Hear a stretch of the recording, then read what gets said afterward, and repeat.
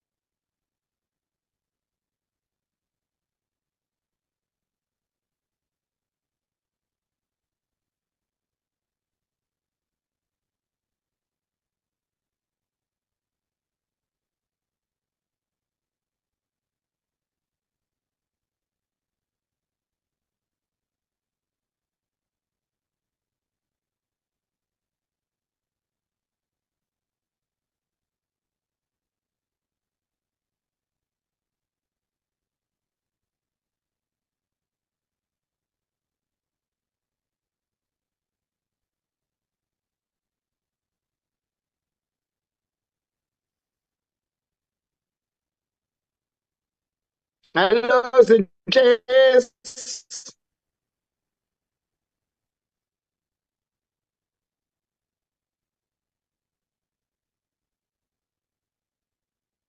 Thank you.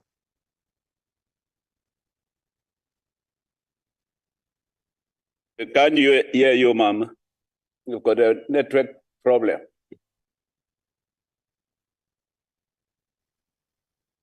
Yes, my leadership. Struggling to hear you. Oh, Ghost, I'm far away. You can't hear me. You can't even hear me now. Yeah, we can hear you now, loud and clear. Oh, thanks very much, Babkhai. Hey, I'm far away. Elimpopo. Uselimpopo. Yeah. Yes, don't worry, Baba. So next week. Yes, Baba. Don't worry. Next week I'll be there. In person. I'm missing you, yeah.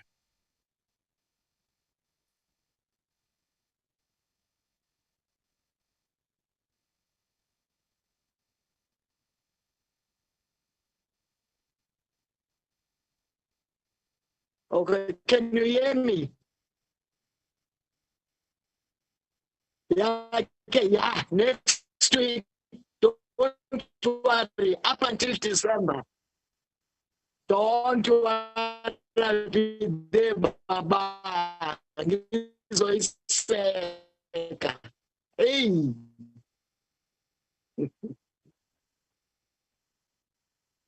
Must try and look for another suitable place, otherwise you're gonna struggle when you debate.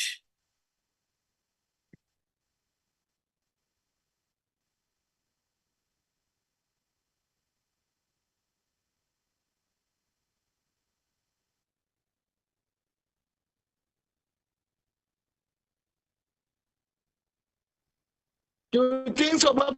You can hear me? We can hear you, but you keep on breaking.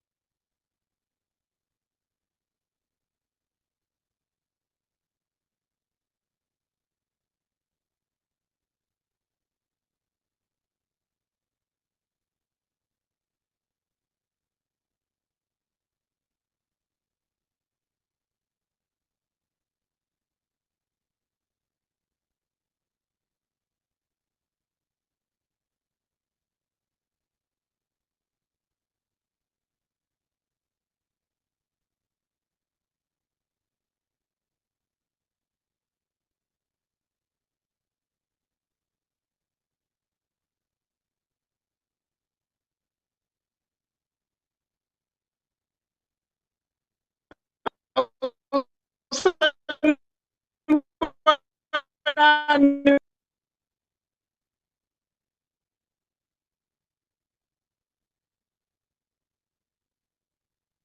You're still breaking. We can't hear.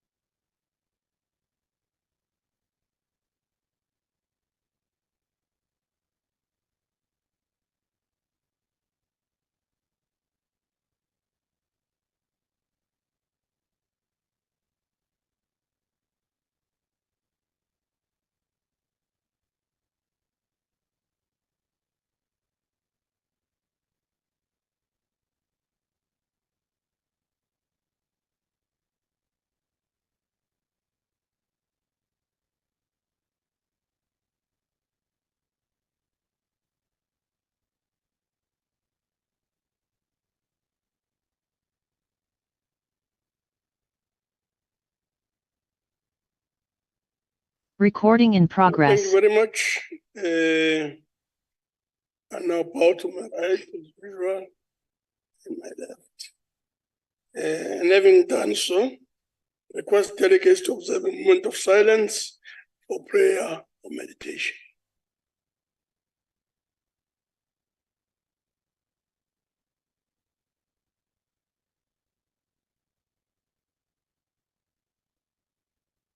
Please be seated.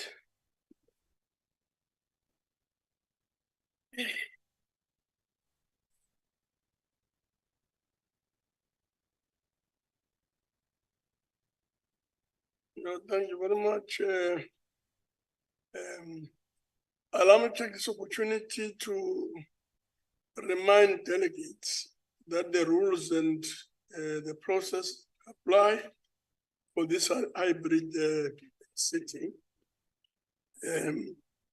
But before we proceed, I would like to remind delegates of the rules relating to virtual and hybrid meetings and sittings in particular sub-rule 21, 22, 23 of Rule 103, which provides as follows, that the hybrid sitting constitutes a sitting of the National Council of Provinces, that delegates in the hybrid sitting enjoy the same powers and privileges that apply in a sitting of the National Council of Provinces, that for purpose of a quorum, all delegates who are logged onto the virtual platform shall be considered present, that delegates must switch on their videos if they want to speak.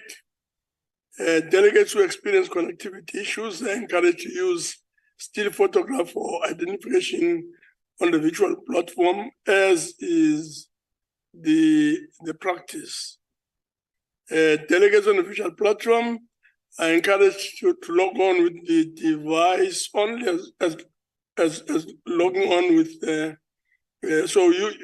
to log on with one device only, as logging on with two or more devices further lowers the bandwidth.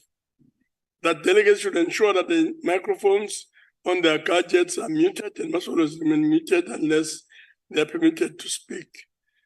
That all delegates in the chamber must insert their cards to register on the chamber system. That delegates who are physically in the chamber must use the floor microphones, and that all delegates will participate in the discussion through the chat room. In addition, I'd like to remind delegates that the interpretation facility is active. Permanent delegates, members of the executive, special delegates, and Salga representatives on the virtual platform are requested to ensure that the interpretation facility on their gadgets are properly activated to facilitate access to the interpretation services. Permanent delegates, special delegates, Salga representatives, and members of the executive in the chamber should to access the interpretation facilities. Honorable delegates, before we proceed, I would like to take this opportunity to welcome the Deputy Minister of Trade, Industry and Competition, Honorable N. Gina.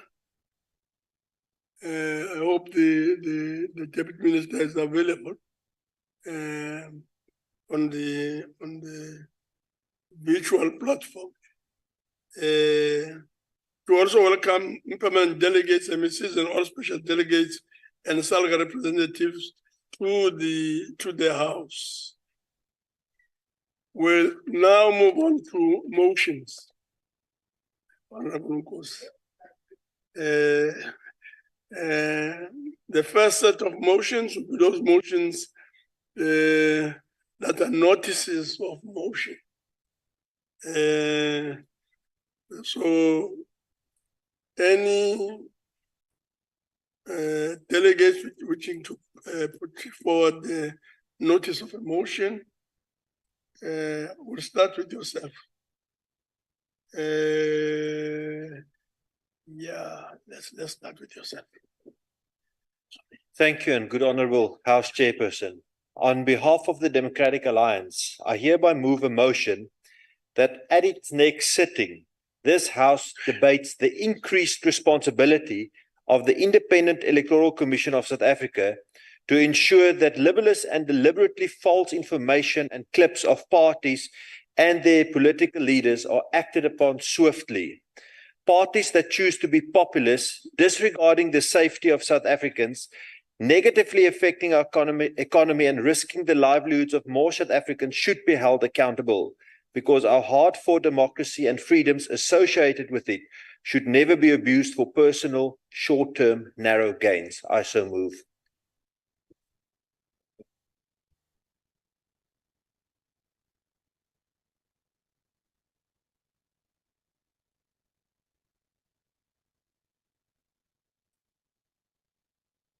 Thank you very much, Honorable Chairperson, and good afternoon. Honorable Chair, I hereby move on behalf of the African National Congress that the House in its next sitting debates coordinated and sustainable efforts geared at reducing the proliferation drugs and substance abuses that pose a severe threat to South African communities. I so move, Honorable Chairperson. Thank you.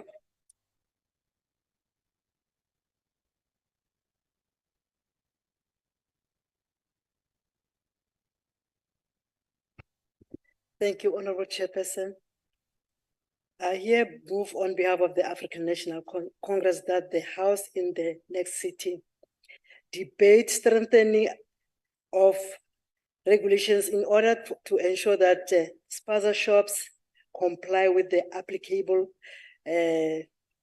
standard and are not trading without permits and selling counterfeit goods and expired food stuff. I so move, Honorable Chairperson.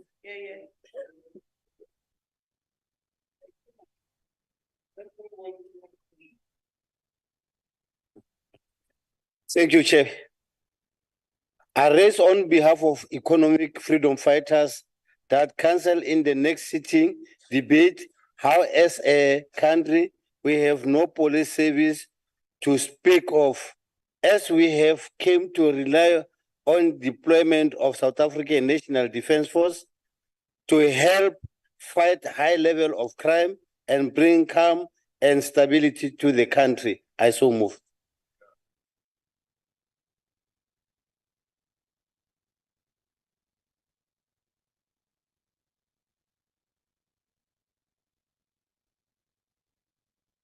Honorable Mosodi, Chair.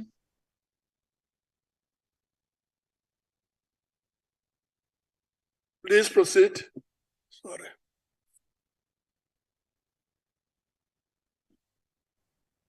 Thank you very much, Honorable Chairperson, and good afternoon.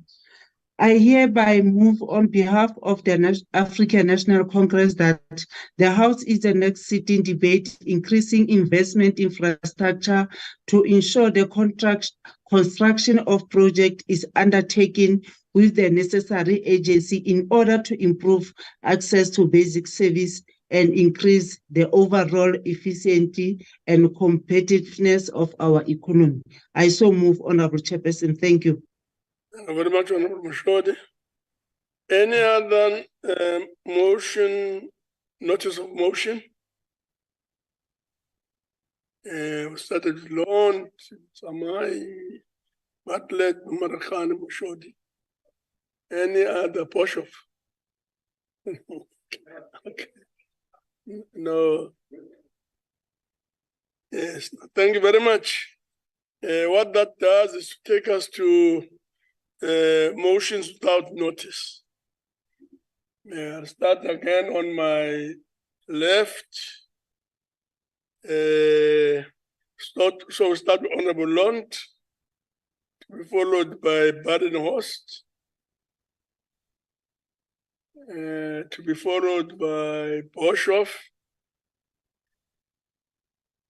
to be followed by Russell. Okay.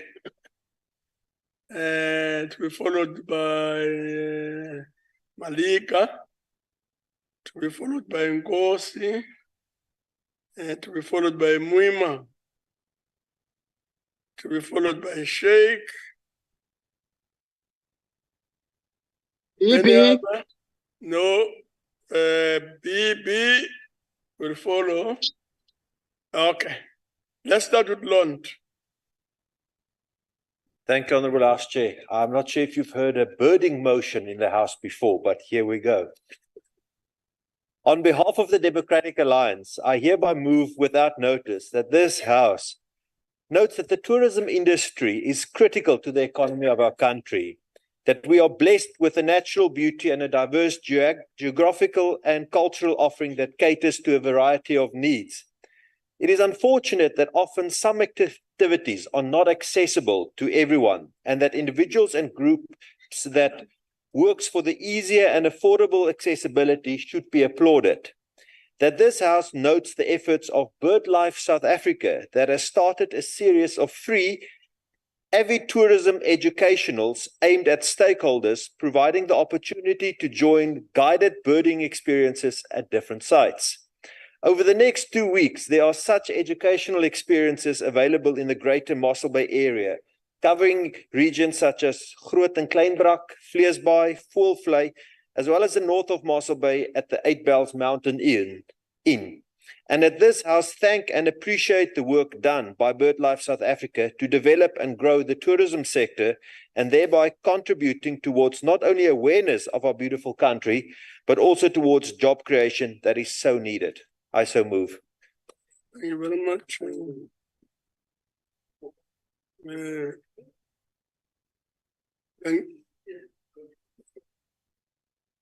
Thank you very much, Honorable Lund.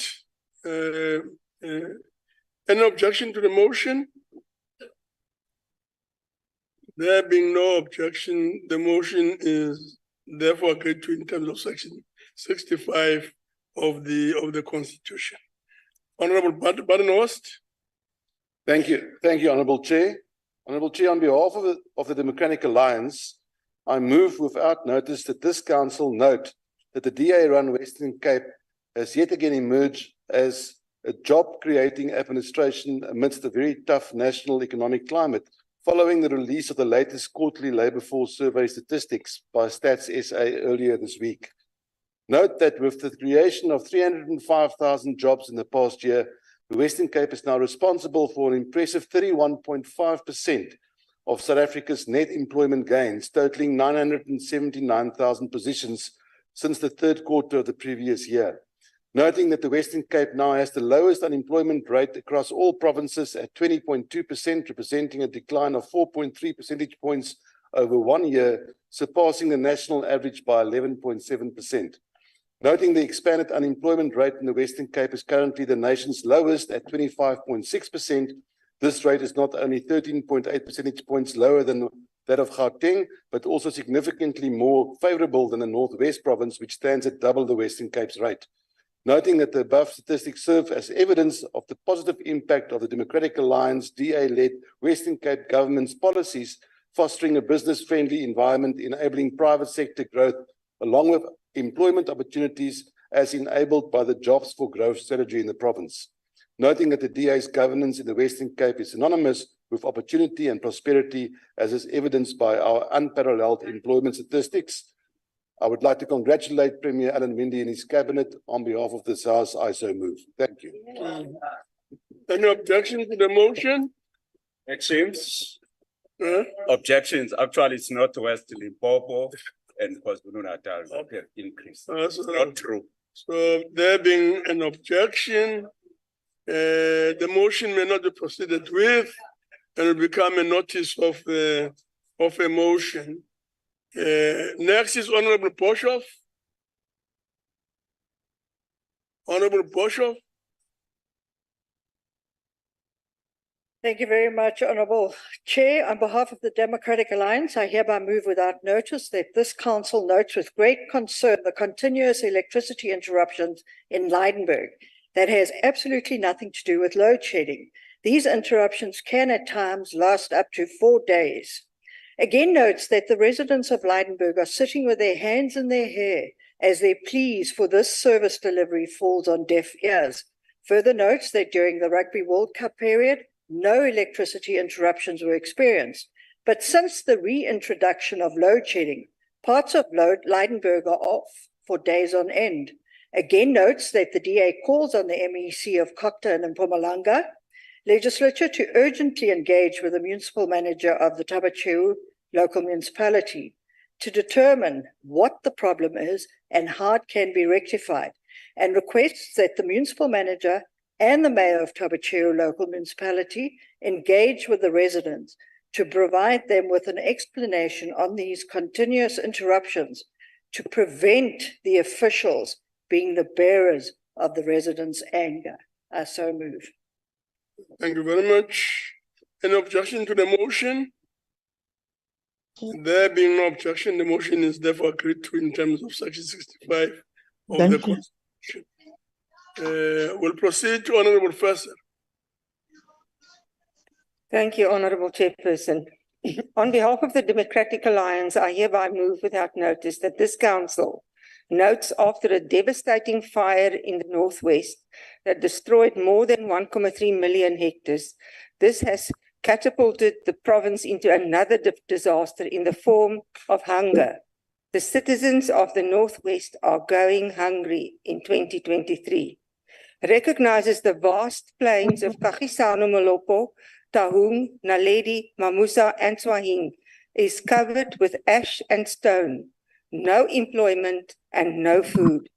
They are suffering of extreme hunger, not being able to feed their families due to the outrageous cost of basic foods.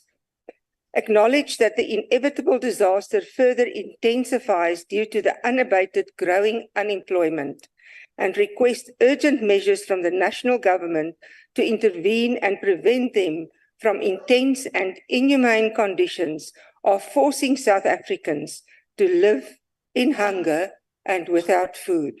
I so move. Thank you. Thank you very much. Any objection to the motion? None. There being no objection, the motion is therefore agreed to in terms of Section 65 of the Constitution. Honorable Malika. I hereby move on behalf of African National Congress that the House condemns the arrest of the 5 suspects for attacking police officers. Note that the incident occurred on the Thursday, 9 November 2023 in Freedom Park near Phokeng outside Rustenburg. Also note that the 2 detectives from Phokeng police stations were officially on duty and conducting investigation in Freedom Park where this incident happened. Understand that the suspects, the police were looking for Blue and Weasley, and members of the community gathered at his place and tied up the police officers with ropes and assaulted them with berries. Believes that the attack of the police is undermining the authority of the state. Calls for the strengthening of stringent measures geared combating attack of the members of the police so as to protect law enforcement officials in the execution of their duties. Also calls members of the community to work together with the police in the fight against crime, and condemns the public order police and tactical response team members who swiftly rescued the 2 detectives who have sustained serious injuries. I so moved. Thank you very much. Any objection to the motion? You're objecting. There being an objection, the motion may not be proceeded with and will become a notice of a motion. Thank you very much. Honorable Ngozi. Thank you very much, Honorable Chair. I hereby move on behalf of the African National Congress that the House notes that the Mamelodi Sundowns were crowned the Africa Football League champions after they beat Wydad Casablanca at Loftus Versfeld Stadium on Sunday, 12 November. Also note that Sundowns became the first team to lift the trophy of the inaugural competition. Believes that Sundowns deservedly champions because they played brilliant football, outplayed the Moroccan Giants and dominated the game from the onset. And we congratulate Sundowns for being crowned African Football League champions and flying the South Africa flag high. I so move. Thank you. Thank you very much. Any objection to the motion? There's an objection there. There being an objection, the motion may not proceed with. Sorry, Chair. Become a notice of a motion. Sorry, Chair. Yes. Thank you, Chair. Sorry, it is inconsistent with the dignity of this House to congratulate a team for winning. What is the objection all about? Is that this House must congratulate a football team for excellence. So it is incorrect, really, to set these precedents. Honorable Chair, Okay. I misunderstood the motion. I withdraw my objection. Thank you. So there being no objection, therefore the motion is therefore agreed to. Thank you very much. Please pay attention to what we have warned against before. Because if we just keep on objecting and so on, and creating a situation where we're no longer listening to what is being said, but we're worried about a person who's raising the issue and so on. Yes, no, it's okay. I'm just saying, please be warned. Thank you very much, Honorable Muima. Thank you. Thank you, Honorable National Chairperson of the National Council of Province. I hereby move without notice on behalf of the African National Congress that the House knows the following: that the South African government nominated Professor Diret Tladi as a candidate for the election to be a judge in the International Court of Justice. To note that the International Court of Justice is the principal judicial organ of the United Nations, and only the most highly qualified international lawyers are elected to that august body. 3, that as an academic, Professor Tladi has published over 100 publications and was recently presented with the University of Pretoria's Exceptional Academic Achiever Award for 2022. 4th, that his work within the International Law Commission, including as a special rapporteur and as a chair of the commission, is well known and well documented. Lastly, that this House congratulate Professor Tladi for being the newest member of a fraternity of South Africans globally who are in positions of service to the international community. I so move, National Chair. Thank you very much. Any objection to the motion? There being no objection, the motion is agreed to in terms of Section 65 of the Constitution. Honorable Shaik follows.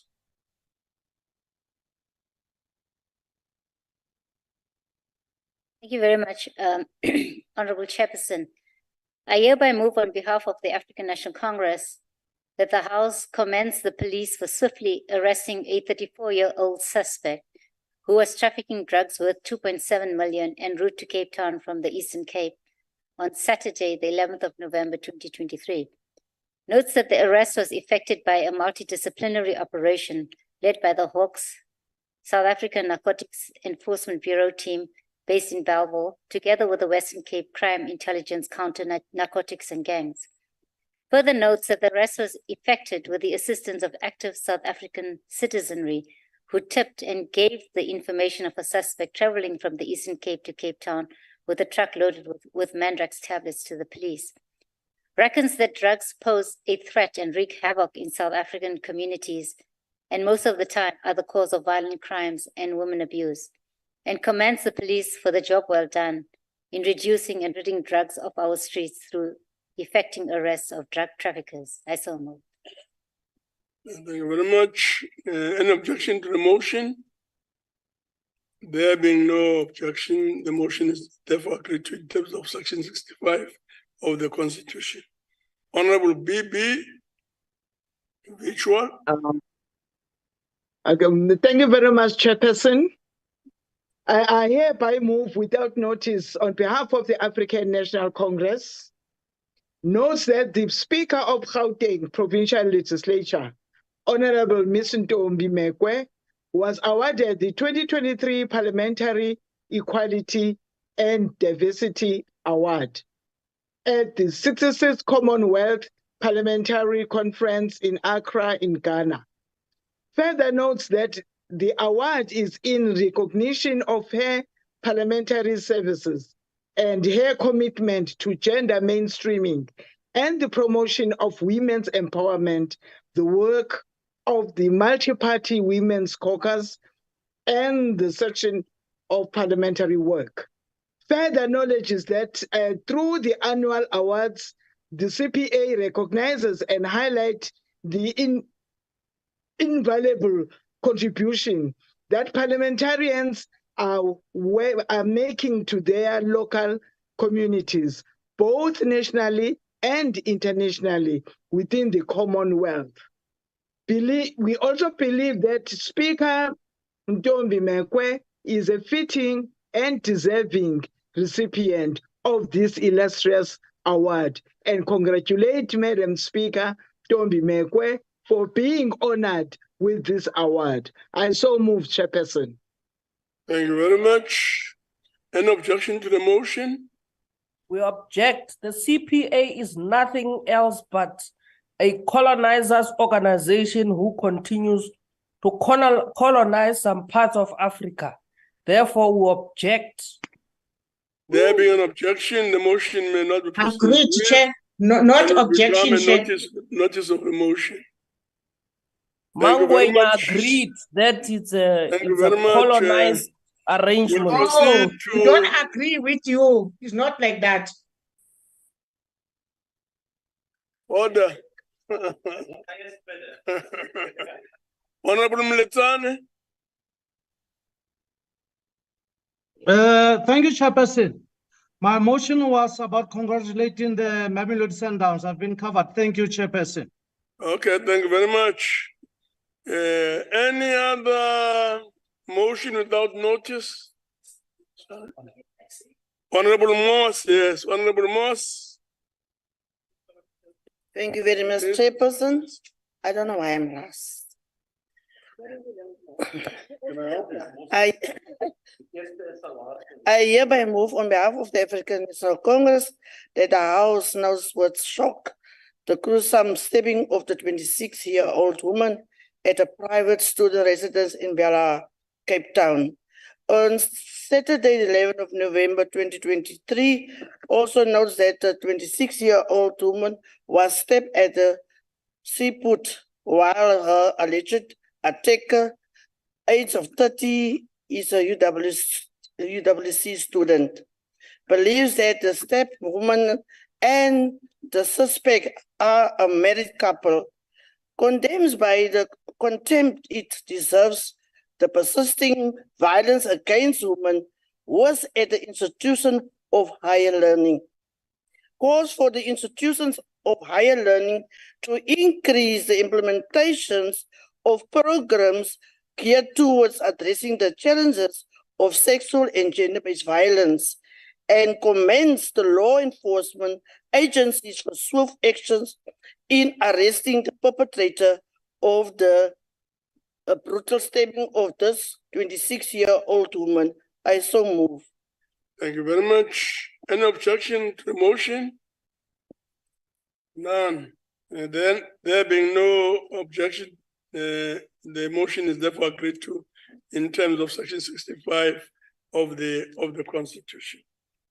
Honorable members, that takes us to the end of the motions. We will now proceed to the first order. Consideration of report of Select Committee on Finance, announcement tablings and committee reports, 14 November 2023, 2023 revised fiscal framework and revenue proposal. I now call on Honorable Moss, member of Select Committee on Finance, to present the committee report.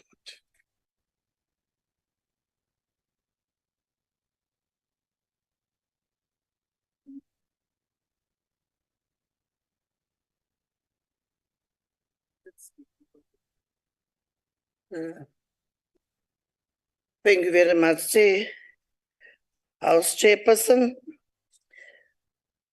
Thank you, fellow delegates, ladies and gentlemen.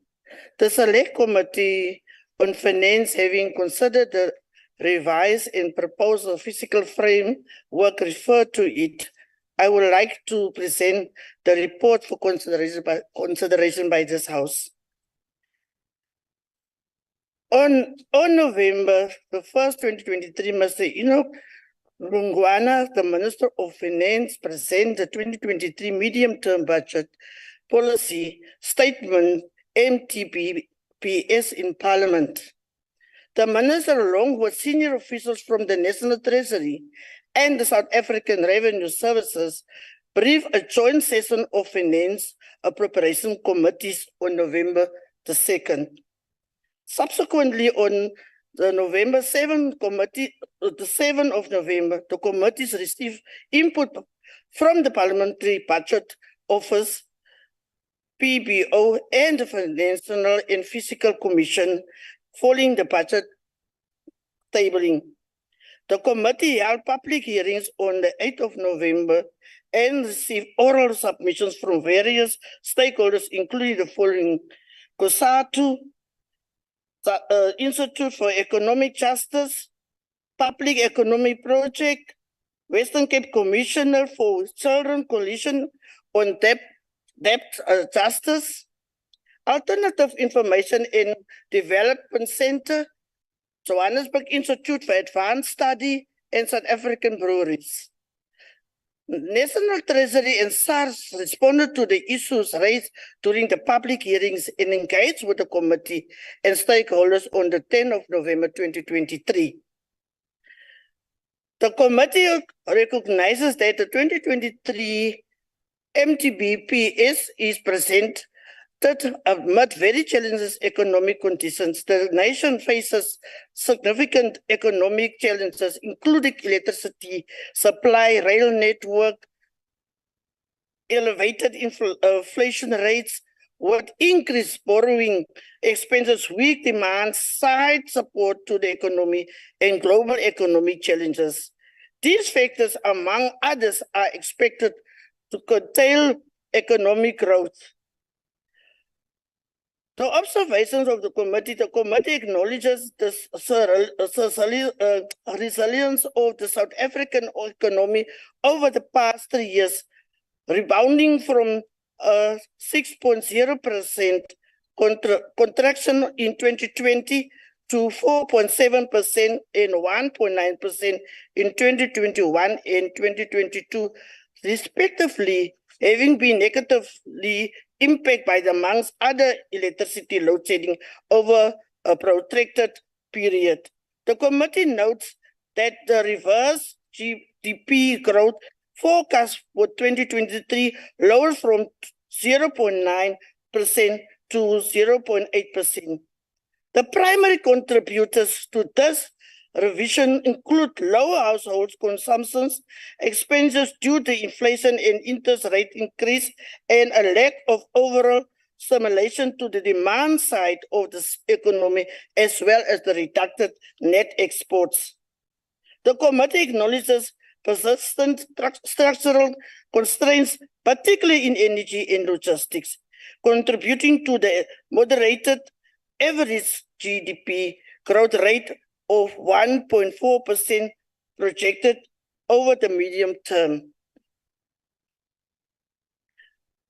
Observing the trajectory of inflation, the committee notes the implementation of the cumulation increase of 475 basis points in the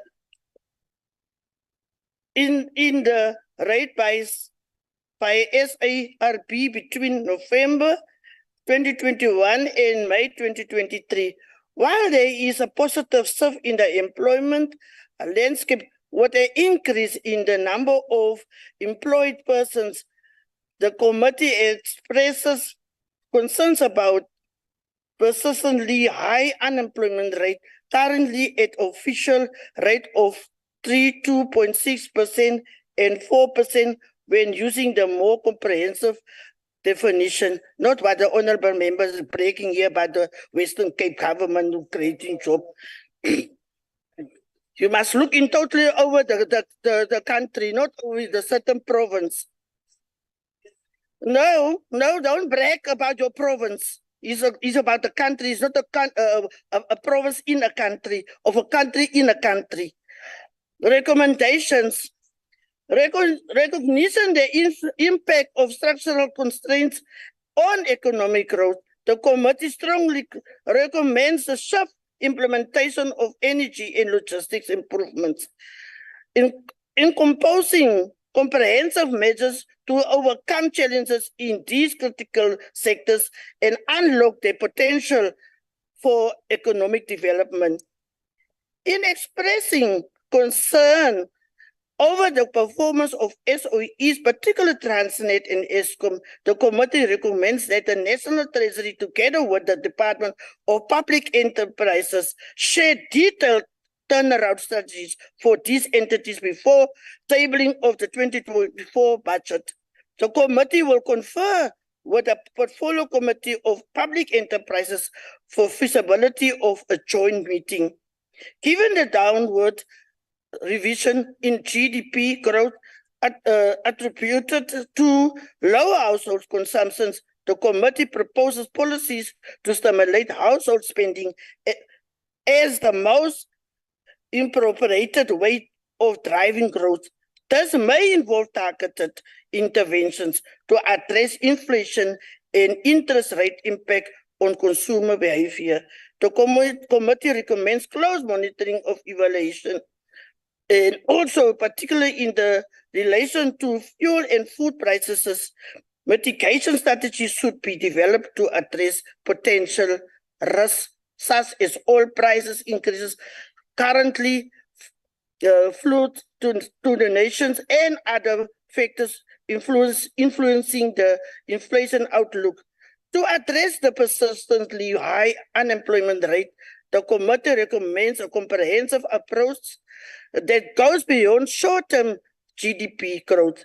The government should also implement comprehensive economic interventions to stimulate the demand side of the economy, focusing on infrastructure development, education, and skills training, fostering innovations, and creating a favorable business environment to attract investment, not only in the Western Cape, abroad the country.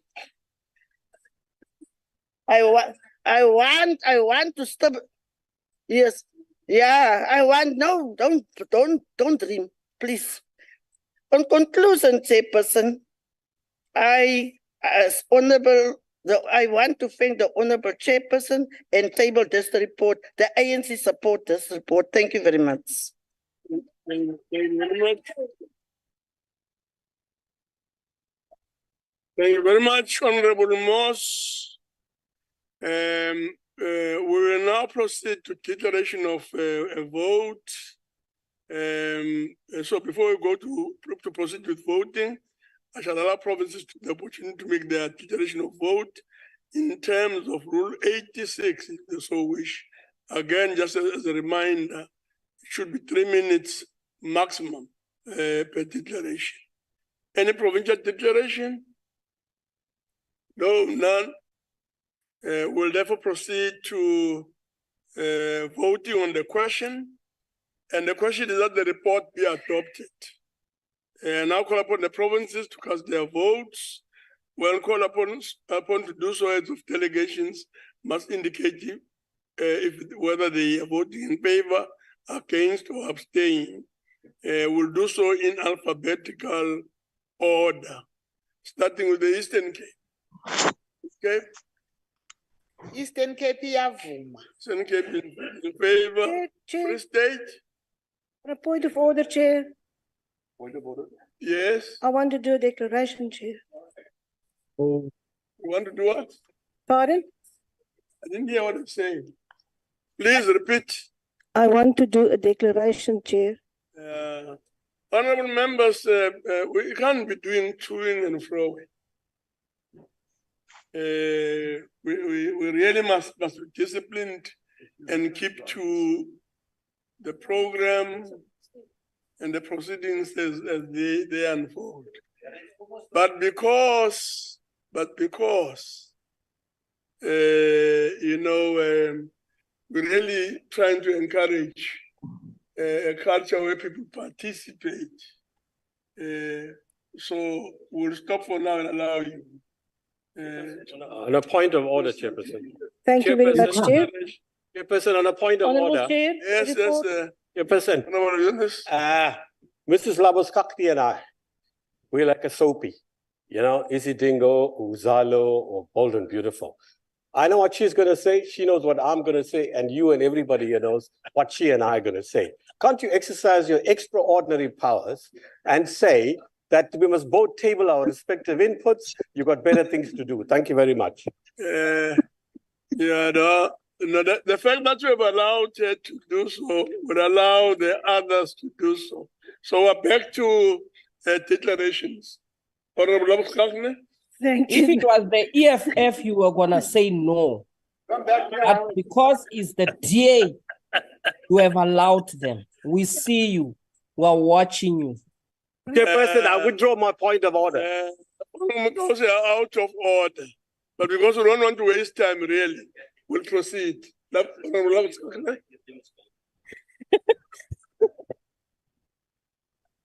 Please proceed. Excuse me. Honorable Chair, the report in question is a total whitewash and a perfect example of why Parliament has been criticised for its lack of credible oversight, foregoing responsible scrutiny of ideological experience and party alignment. The report is a product of joint meetings of committees from both houses. The processing of the report was done under the overbearing control of Mr. Maswangani, who chairs the Standing Committee on Finance. Rather than taking the traditional role of moderating the meeting, Chairman Joe chose to use the chair to whitewash the report, cutting out observations and recommendations proposed by the Secretariat.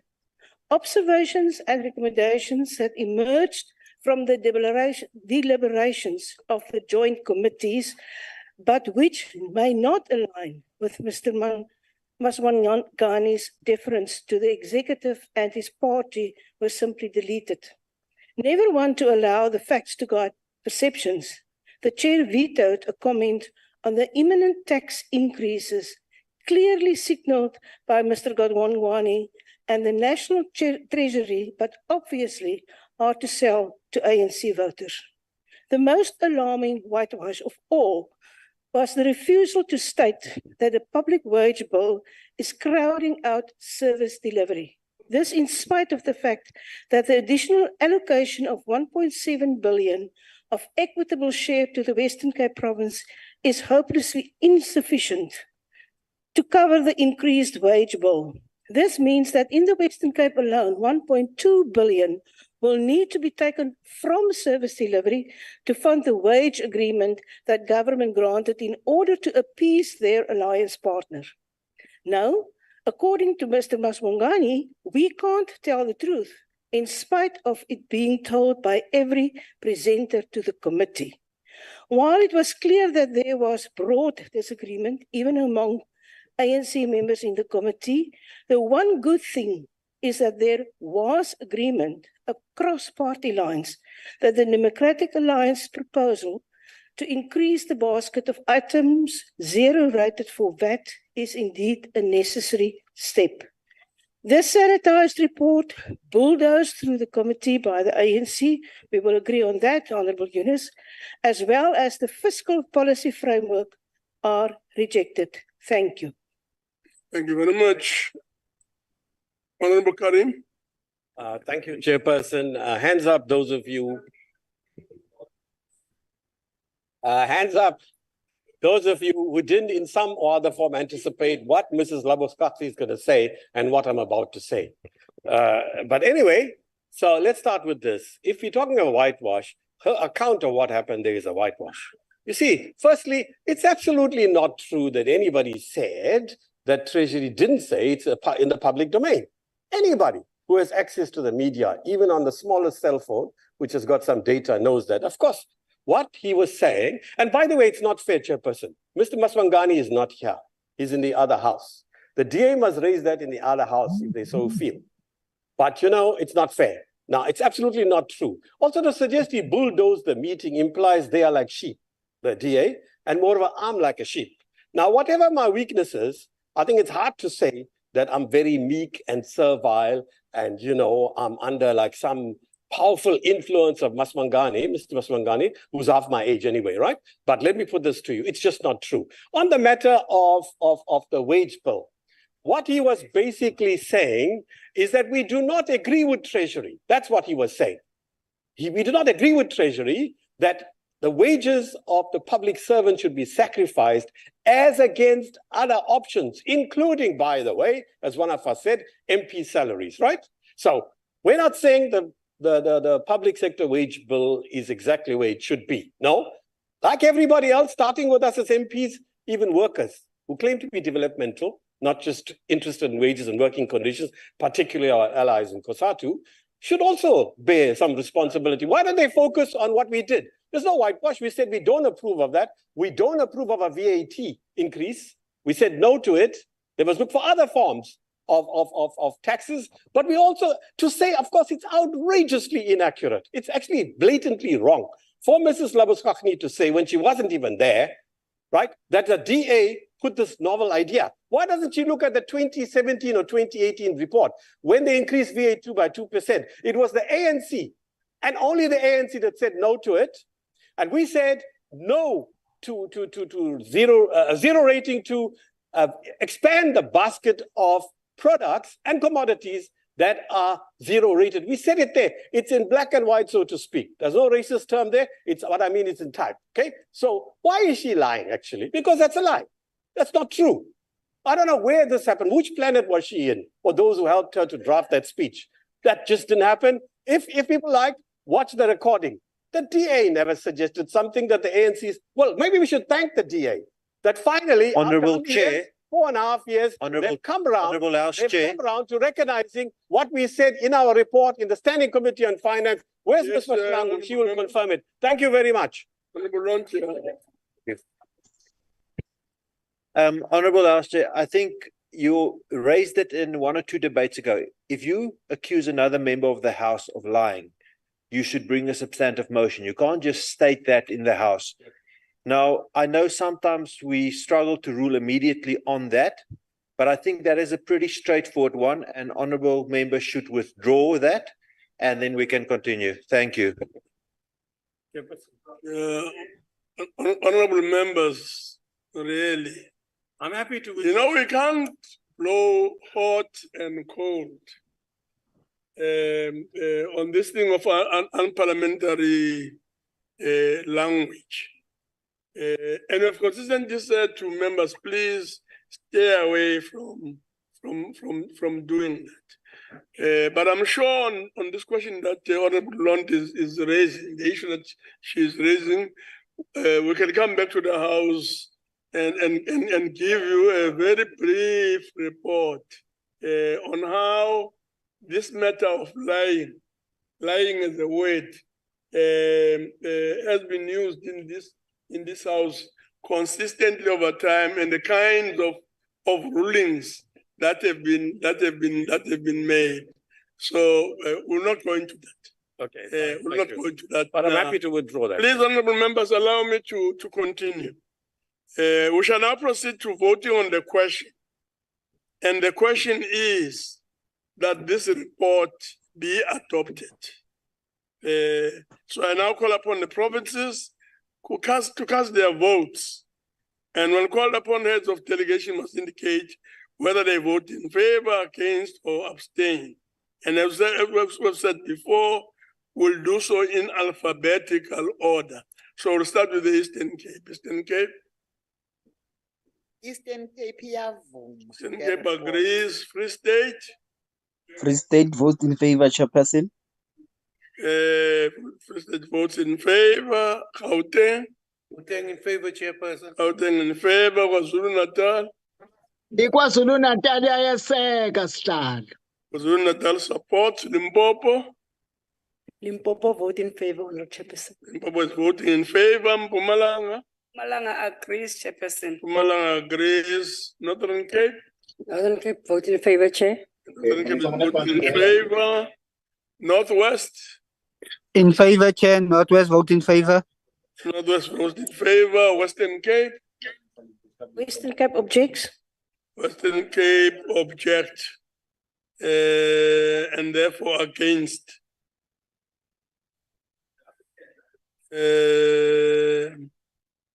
Okay. Voting is now closed. And the counting tells us that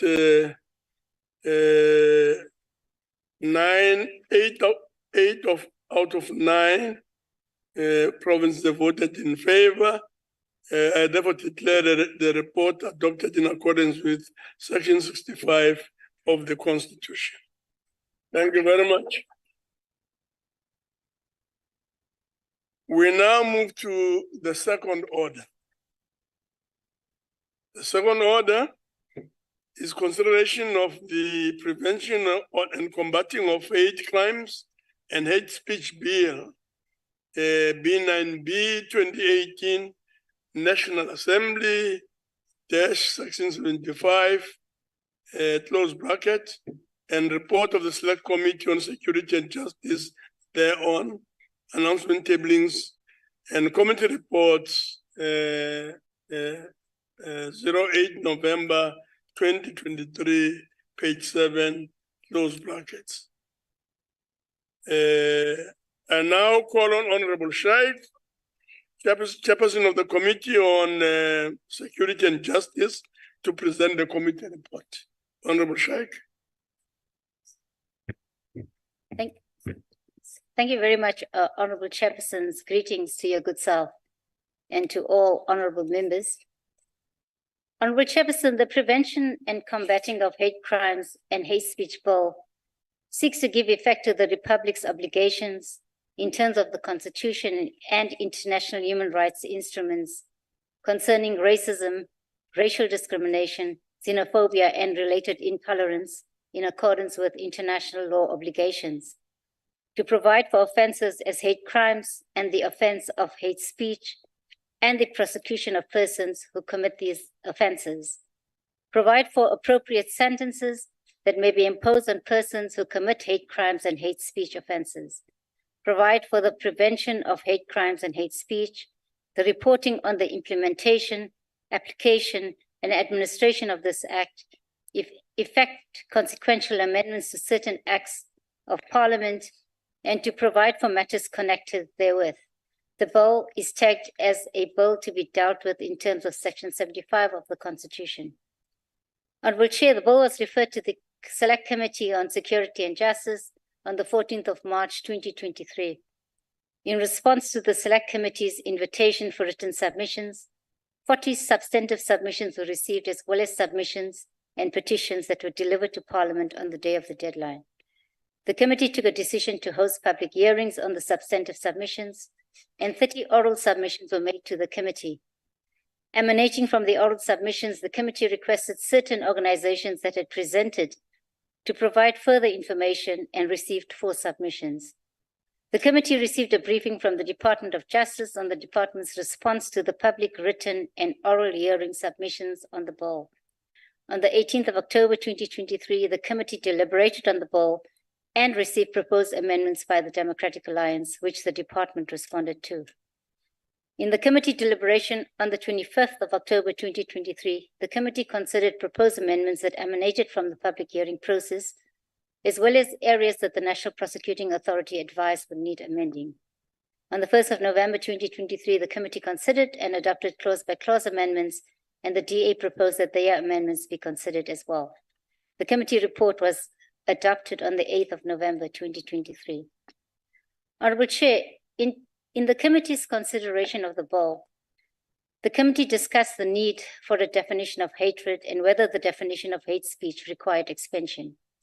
However, after due deliberation, the committee agreed that the definition is clear, as the term carries its ordinary dictionary meaning and is aligned to the Pepuda Act and the PLENARY judgment. Further, that the DPP will decide whether to prosecute according to directives set by the NDPP, and the courts ultimately will decide whether there was hate or hatred in each particular case.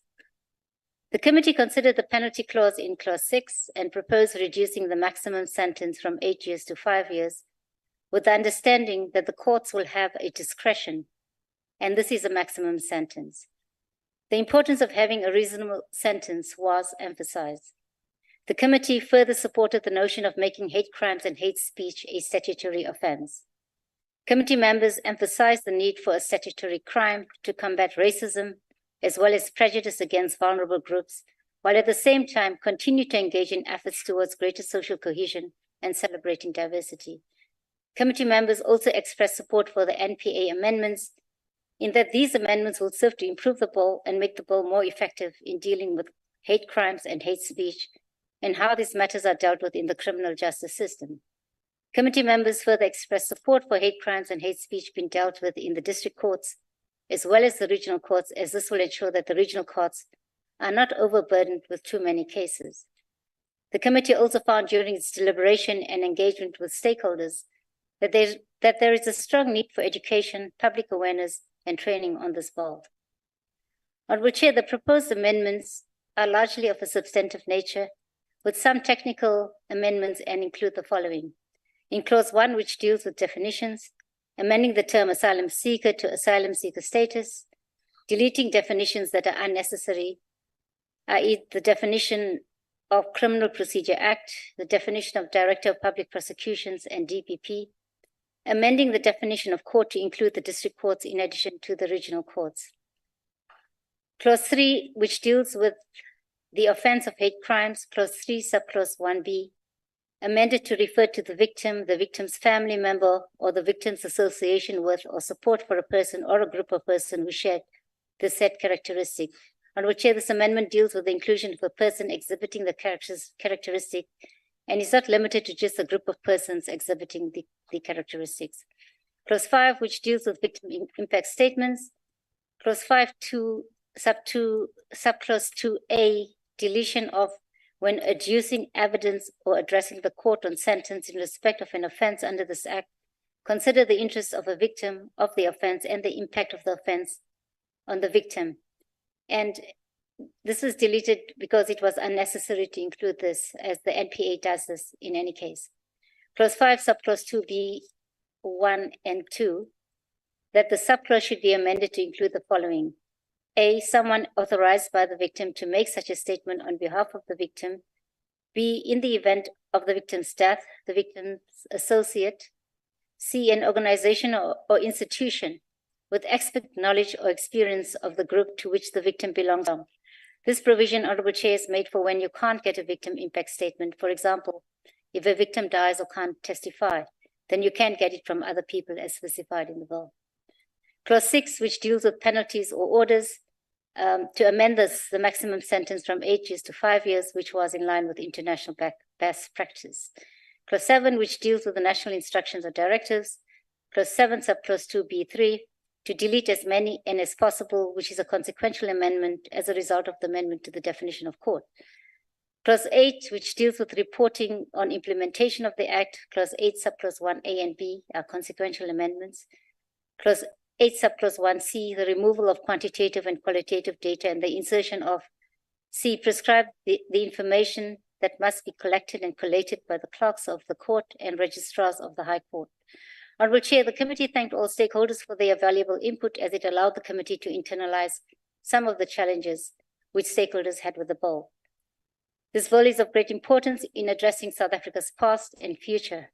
Given our long history of racism, majority of our people were killed and their land stolen on the basis that they were believed to be lesser human beings. This racism continues to the present day, where Black people in particular are dehumanized, are called other derogatory words which indicate extreme hatred towards them. There should be absolutely no place for this to be happening so many years after the dawn of our democracy, but sadly it is. In addition, we note that hatred and prejudice against vulnerable groups are becoming more common, particularly on social media platforms, and this bill will go a long way in ensuring that every citizen is respectful towards others, and that the balance between the right to human dignity, equality, freedom of religion, and freedom of expression is found in a democratic South Africa. The bill is important in ensuring that a statutory crime is created to combat such offenses, and the 5-year penalty clause will further strengthen the bill and ensure that people are deterred from expressing hatred or prejudice in all walks of life. The penalty will set a clear message that intolerance and hatred will be punished accordingly. Honorable Chair, the Select Committee on Security and Justice, having considered the Prevention and Combating of Hate Crimes and Hate Speech Bill B9B 2018, referred to it on the 14th of March 2023 and classified by the JTM as a Section 75 bill, recommends the Council pass the bill with proposed amendments. I thank you, Chair. Yes, thank you very much, Honorable Sheikh.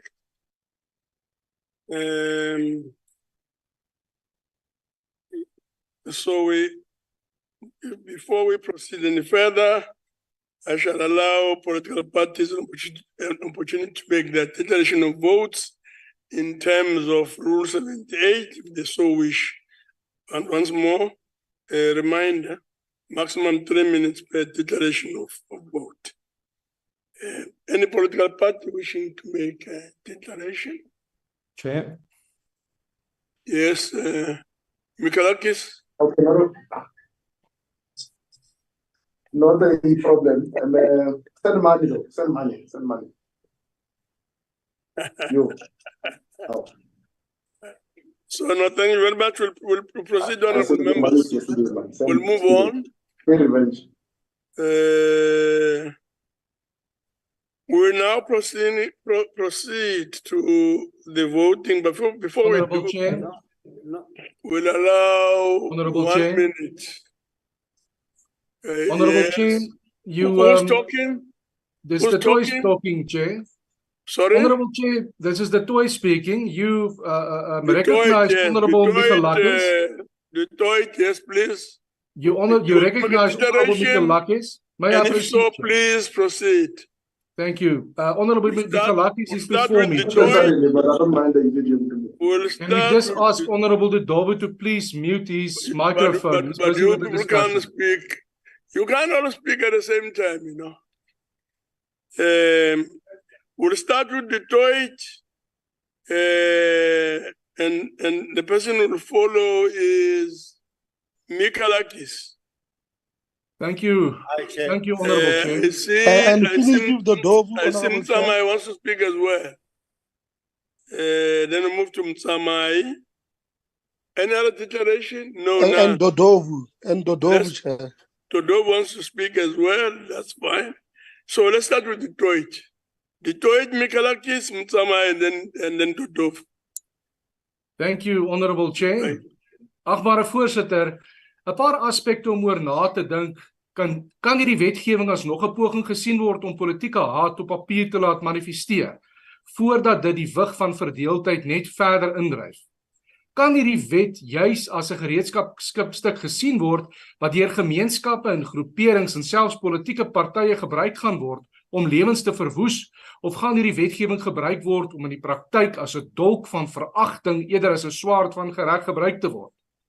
Voorsitter, sodra die aard van 'n oortredingsomskrywing of beskrywing oorgelaat word vir interpretasie, is dit mos duidelik dat dit misbruik gaan word om 'n gewenste uitkoms te bewerkstellig en ook daarom as 'n wapen te gebruik. Also, Chair, overregulation of free speech could result in the limitation of free speech, and this is what will happen if this bill is passed. As indicated by the Association of Christian Media, open quote, the actual and threatened civil hate speech litigation under PAPUDA has already severely inhibited public debate on controversial issues.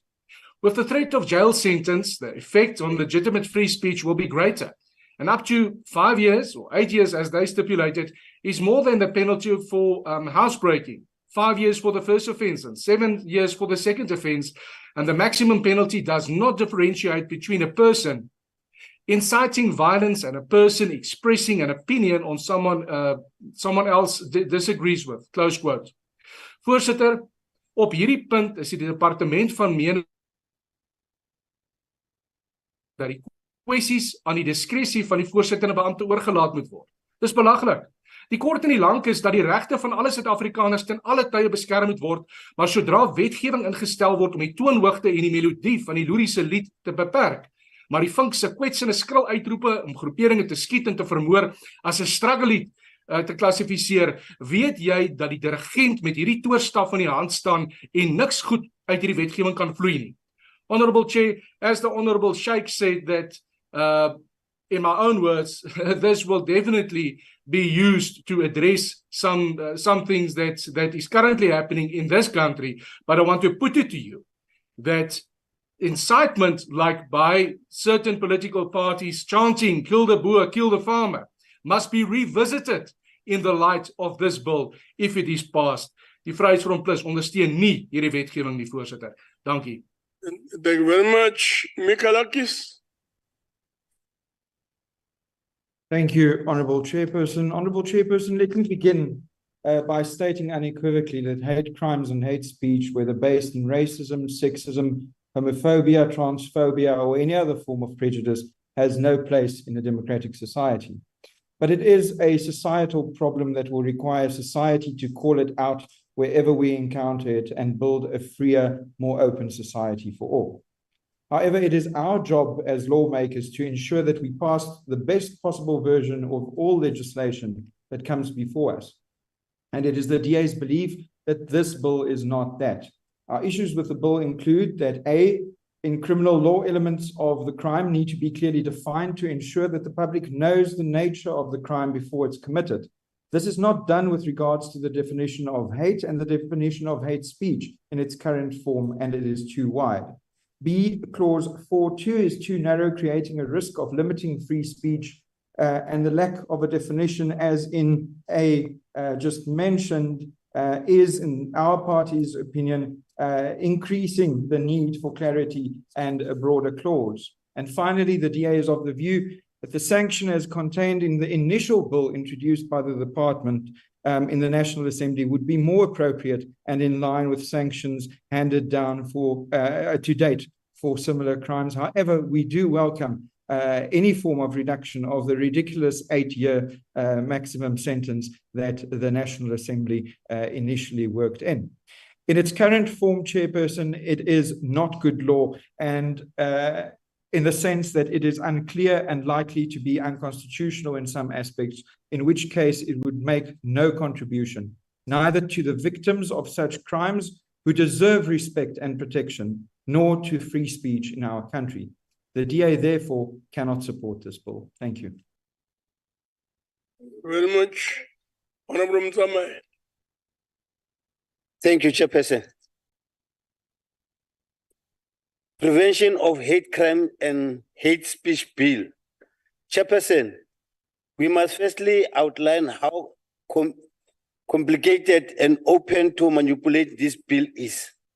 As the EFF, we have a various platforms highlight how in truth many people are discriminated against in this country based on their sexual orientation, their gender, their skin, and those injustices must be criminalized by any means necessary.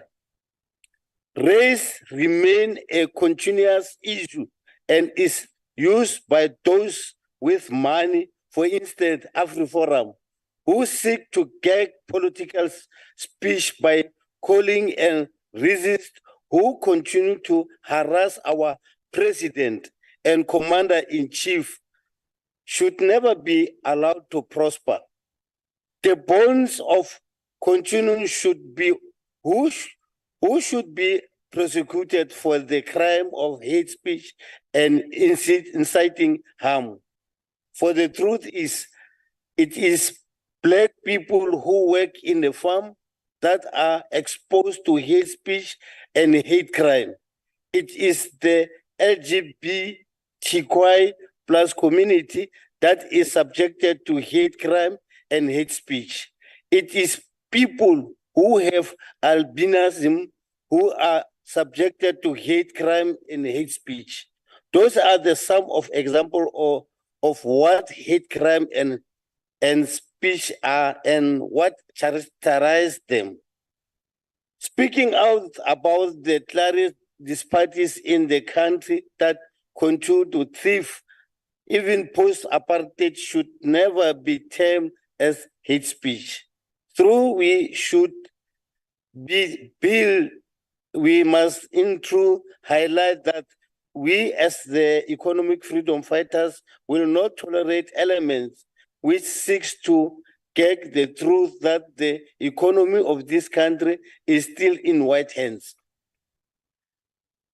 That the history of this country is still told through the white lines, and that we must at all times seek to regain our dignity as people, that being Black people. The EFF support this bill. I thank you, Chair. Thank you very much. Honorable Dodova. Thank you very much, Honorable Chair. If the host can also unmute me, because the video is off, but that being the case, Honorable Chair, the ANC supports the prevention and combating of the hate crimes and hate speech bill. Since its formation, In 1912, the ANC declared its aim to bring all South Africans together and that they must work together in terms of achieving their own common good and nationhood. Building a nation and promoting national unity is a historical objective of the ANC. For centuries, human dignity and equality were consistently denied to the majority of our people in South Africa. We declared in 1955 that South Africa belongs to all who live in it, black and white. In 1996, we adopted the constitution that was solely and mainly driven by the ANC, which is the highest law in the land, to heal the division of our past and to bind all South Africans in terms of building their future. We adopted this constitution to create an inclusive society based on values of equality and human dignity. Our constitution is an important tool to transform society.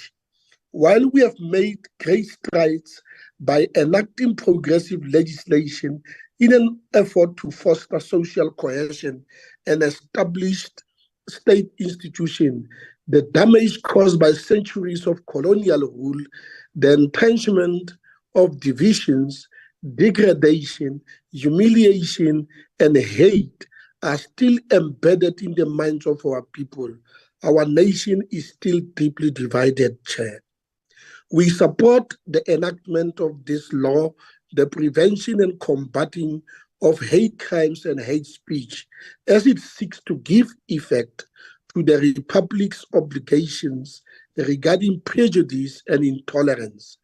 It seeks to provide for the prosecution of persons who commit offenses referred to and provided for appropriate sentences. The bill seeks to provide for the prevention of hate crimes and hate speech and provide for effective enforcement measures.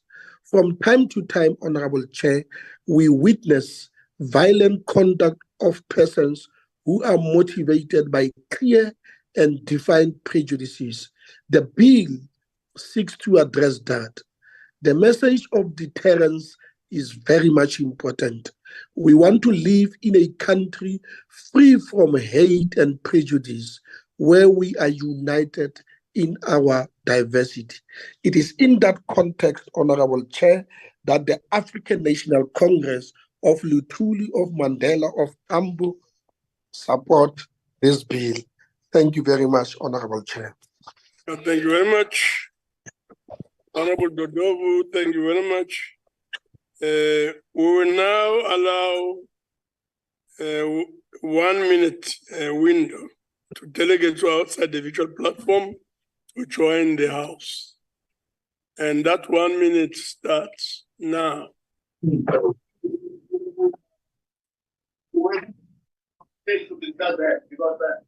for what determine that the firearm was used, we must have a big report. The same big report must be disclosed to us.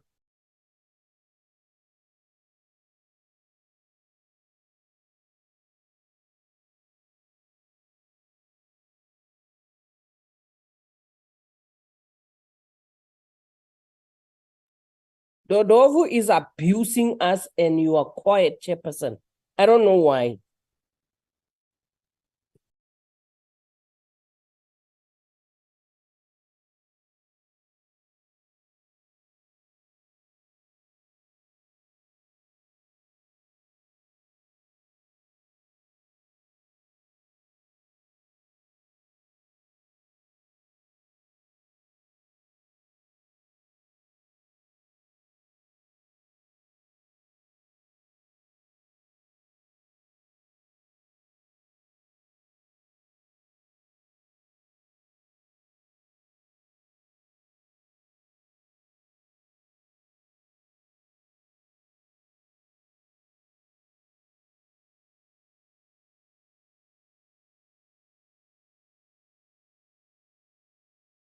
We can't hear the chairperson.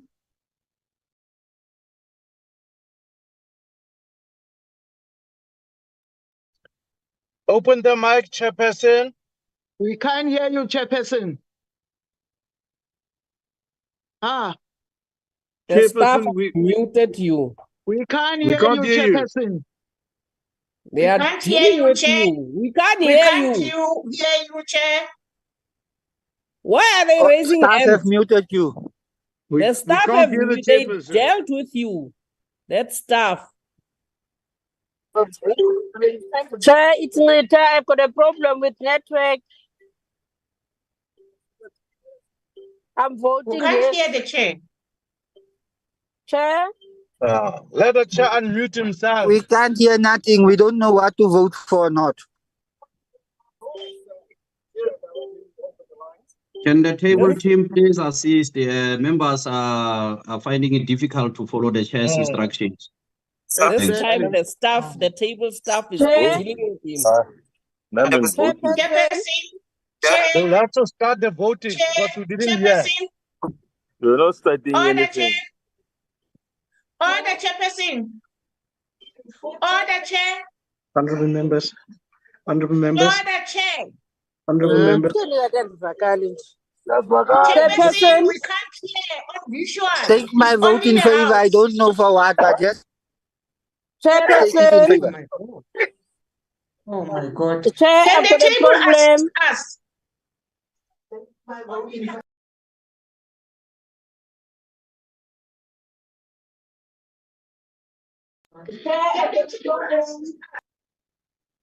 Honorable members, can you give us? Chairperson, Chairperson? Honorable can the members. table assist us? We can't hear the chairperson on visual. Please, we only see members raising their hands.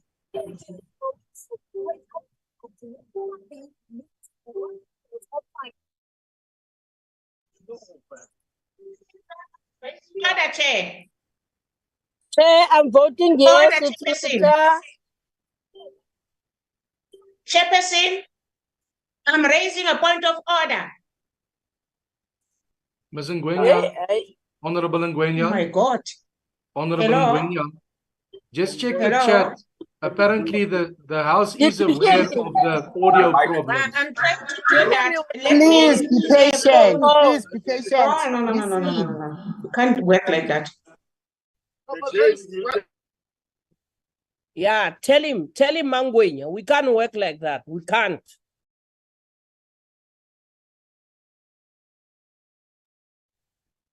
Honorable members, can you give us a second? Can we, honorable members, can you give us a second? We lost connection with the chamber. We lost the audio.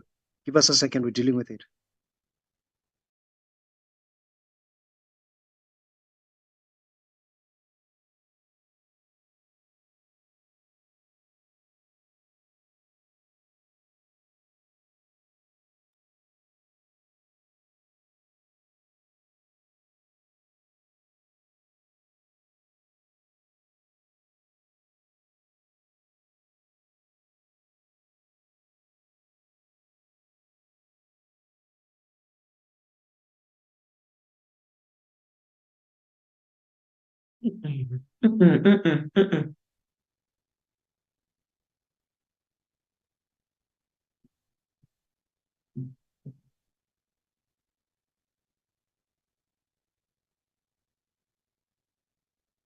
Time they could be in the house. There's no reason for them not to be here, Chair. Please rule on that, Yes. Chair. Shut up! Shut up! I'm sure it's a sentiment that's supported by most members. So for now, all we can say We is can now hear you, Chair. noted. We can hear Chairperson. you. Yeah. Chair. That's a fresh. Chair, it's we can Ngwenya. hear you Order. now. Order, Chairperson. Chair. Ngwenya. Chairperson, I Because you think can't even we hear do us. have. Ngwenya. Yes, Chair, I can't hear you. Yeah, that's the thing. Can I speak? Can I speak, Chairperson? The system is being taken care of. Can I urge members to keep quiet a bit?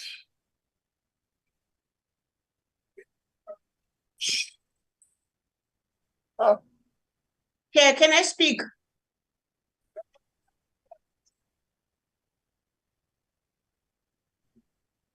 Chairperson,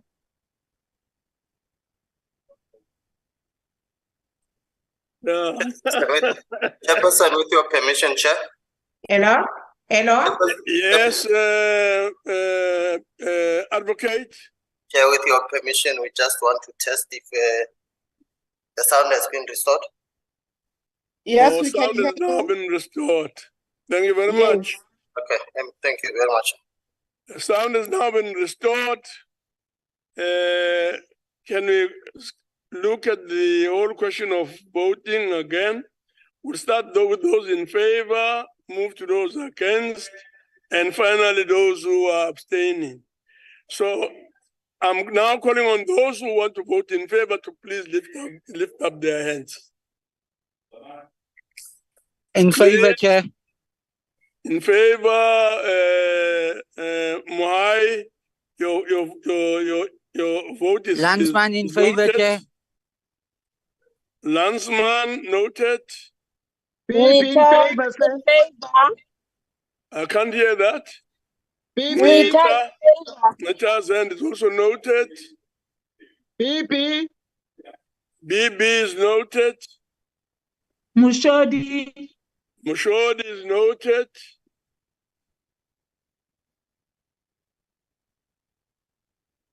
Ngwenya. Ngwenya noted.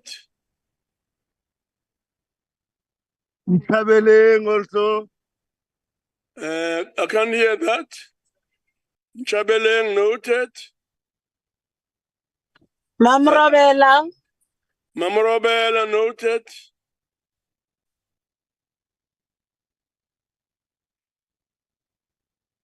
Okay. So all those are noted.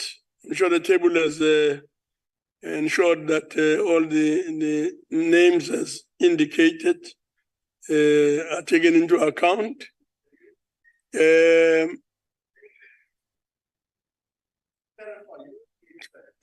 Counting is now done, I guess. The table is done. Thank you very much. Please lower your hands. Those who are voting against, please raise your hands.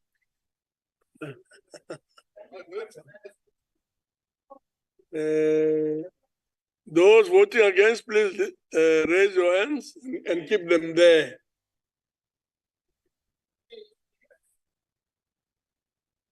Is the table done?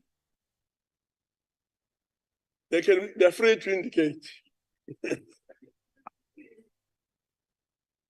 Thank you very much. I'm sure the hands can be lowered. Those who are abstaining, please raise your hands. And those who are virtually abstaining, please indicate. Okay. Done. The counting, I'm sure, is now complete, and we await the results.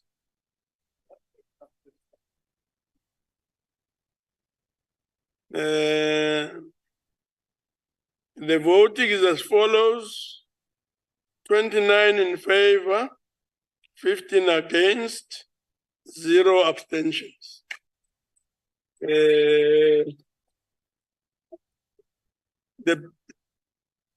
The bill with proposed amendments agreed to in terms of section 75 of the Constitution. Chairperson, can I raise a point of order? Yes. As the elections are drawing closer, I just want to find out if any rule prevents us as ANC members from putting our hands up like that. And also those who are linked virtually must press the button and also do that. And can we monitor that, Chief? Thank you. Chairperson, on a point of lighter order, note, on a point of order, Chair, on a point of order, Chairperson, on a point of order. What's your point of order? Chair, on a point of order. I think your party, the African National Congress, must consider taking its members on some sort of a course Even the youngest of them all can use a gadget simply to press and raise your hand and lower your hand. Chairperson, it's been 5 years that we are using the virtual system. You guys are such a disgrace. How can you provide services when you can't even press a button, press a gadget? Let's proceed. We now proceed to the subject for debate.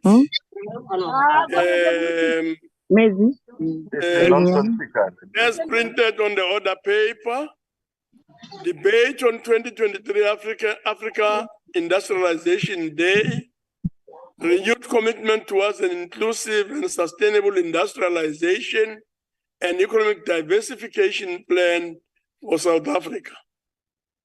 I now call on the Deputy Minister, Honorable Gina, Deputy Minister for Trade, Industry, and Competition to open the debate.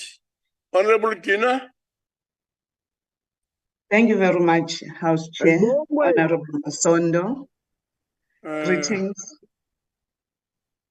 Good afternoon, honorable members. Yes, afternoon, honorable Deputy Minister. Please proceed. Thank you very much, honorable Chairperson. Chairperson, today we are celebrating the Africa Industrialization Day. This year's AU's theme for the Africa Day is accelerating Africa's industrialization through the empowerment. Chairperson, I'm not sure I hear an echo. No, there's no echo this side. Oh, no, thank you. Please proceed. Okay, thanks, Chair. Today we are celebrating the Africa Industrialization Day. This year's AU's theme for the Africa Day is, I open quote, accelerating Africa's industrialization through the empowerment of African women in processing for an integrated market, close. The theme focuses on the critical role of women-led enterprises in driving Africa's industrialization through processing the value addition, as well as the integration of the African markets under the African Continental Free Trade Area. This theme resonates well, Chairperson, with the theme our esteemed Parliament selected for this debate, which is titled Renewed Commitment Towards the Inclusive and Sustainable Industrialization and Economic Diversification Plan for South Africa.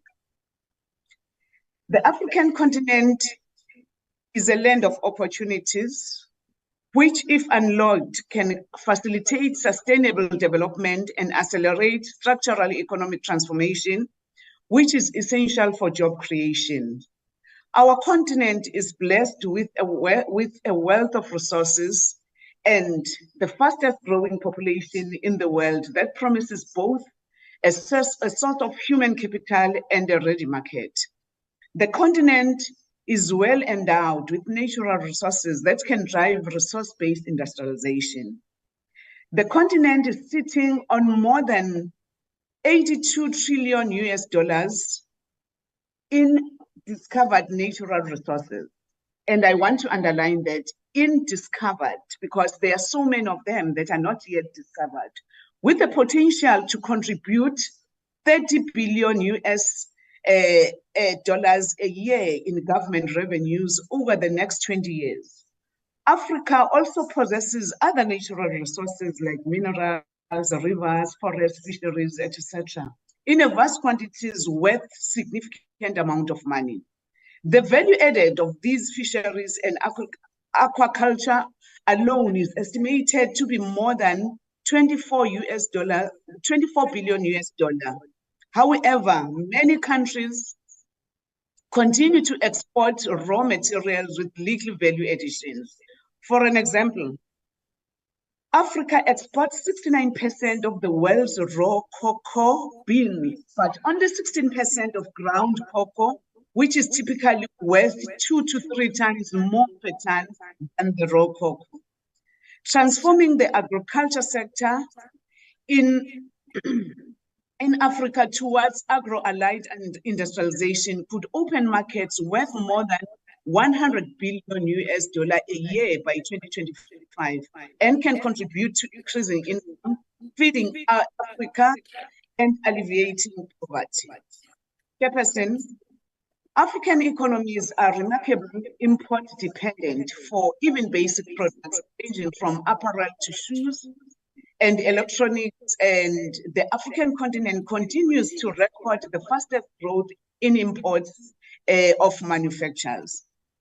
The COVID-19 pandemic, the geopolitical tension, and the food insecurity crisis highlight the fragility of our continent in terms of its heavy reliance on imports. For an example, around 99% of vaccines needs in the continent are met with imports. As we move towards the integrated market through the African continental free trade area, industrial development has become of critical importance for sustainable and inclusive economic growth in African countries. It is for this reason that we have adopted a development integration agenda that combines market integration with industrial and infrastructure development so as to address the fundamental constraints to the low level of intra-Africa trade, which currently stands at 18%. Although this figure of the intra-trade is low by global standards, we need to note that with intra-African trade dominated by manufactured products, there is a huge potential for women to take up more roles in manufacturing as a pathway to the continent's structural transformation, economic inclusion, and as well as job creation. Chairperson and honorable members, Africa must industrialize in order to fulfill its economic potential. To achieve the Sustainable Development Goals as part of the 2030 Agenda, promoting inclusive and sustainable industrialization is key to ensure that no one is left behind, especially women. Including women is critical not only because gender equality is a fundamental human right, but also because it enables faster economic growth, shared prosperity, and sustainable development. Women provide critical support for their households and communities. In addition to childcare and other household responsibilities, it is estimated that they are responsible for 70% of crop production, 50% of animal husbandry, 60% of marketing, and nearly 100% of food processing. However, despite these socio-economic contributions, women represent only 38% of the manufacturing workforce in the continent. In order to industrialize and attain sustainable economic development, African economies must move beyond raw materials production and low-value addition. Structural transformation can be driven by an increased integration in regional and global value chains. Technology transfer and leveraging existing technological innovation will be critical to building the capacity to produce high-value goods and to support women-led enterprises to be competitive. The contribution of the manufacturing sector to the GDP in the majority of Africa remains low at under 12%, and the continent's share of the global manufacturing remains less than 2%. Africa's trajectory of industrial output is a steep contrast to the performance of other newly industrialized countries, where manufacturing peaked at 30% contributing to GDP. As a result, the African continent still accounts for only the mere share of global trade, barely over 2%. Without investing in industrialization, even the best meant efforts at integrating the African market and integrating women-led enterprises into international support chains will fail to achieve their full potential. South Africa values the potential presented by the African market and the importance of regional integration for building the resilience of our country and that of the continent. South Africa's reimagined industrial strategy provides an integrated and coherent framework for the inclusive and sustainable reindustrialization and economic diversification of the South African economy. It is primarily focused on developing and strengthening strategic value chains by promoting localization and sector master plans, leveraging private investment and infrastructure. Industrialization efforts are looking to promote the legal and other modalities required to increase trade within Africa through the African Continental Free Trade Area in line with Africa Structural Transformation Goals. Our industrial strategy focuses on increasing the level and composition of export through trade with the rest of the world. Our trade policy is increasingly geared towards being a source of new jobs and expansion of industrial economy. Over the years, the country has maintained centers of excellency, notable the auto industry and related activities, as well as mining and high-level farming. We have focused efforts towards competing in more labor-intensive value chains that have driven job creation through industrialization worldwide, including food processes, clothing and footwear, electrical appliances and electronics, plastics and services sector. The industrial strategy seeks to boost levels of investment through coordination and the use of various policy measures, making it possible to take advantage of opportunities to expand our markets through localization and export. Chairperson, this strategy aims to promote green industrialization and ensuring a just transition. South Africa is well positioned to become a key player in this area, given its vast reserves of platinum group metals used as a catalyst in green hydrogen fuel cells, as well as vanadium used in battery storage technologies, and by developing green hydrogen commercialization strategy in order to position the country as a major producer exporter of green hydrogen. Since the shift from internal combustion engine vehicles to the new energy vehicles, the NEVs, it is a disruptive trend for the automotive industry globally. Failure to transform to advance the electric vehicle evolution will potentially lead to a loss of up to 80% of exports to the EU. The industrial strategy aims to promote greater levels of employment and sustainable entrepreneurial opportunities. All of the pillars of industrial policy are geared towards generating more inclusive industrialization outcome. The strategy looks to strike the balance between high-tech, capital-intensive, high competitive activities and more labor-intensive and often less productive industries that generate employment and support smaller producers on a mass scale. Honorable members, we recognize the efforts made so far towards Africa's industrialization. However, we remain conscious of the tremendous efforts needed to unlock the potential productive capacity and transformation in the world's most compromising continent. South Africa's industrialization is interlinked to that of Africa. Hence, South Africa, in its engagement in the region through SACU and SADC, is putting emphasis on developing and strengthening various value chains on agreed sectors. The work also further deepens the efforts on linking infrastructure development that facilitates industrialization and private sector participation, which has specific focus on Africa's comparative advantage in mining and minerals, oil and gas, and green technologies. In the context of climate change and the corresponding just transition, there is a need to position Africa to benefit from energy transition through leveraging green minerals for economic transformation, inclusion, and economic diversification. So as of South Africa, really, we bank more and we invest more on the industrialization part of it, and through the interaction and the debate.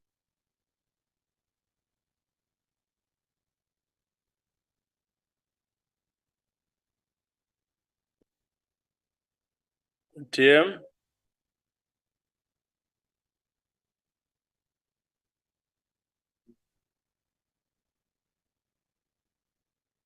TM, if you can switch off, if you're still able to hear us, you can switch off the video and try to conclude your speech.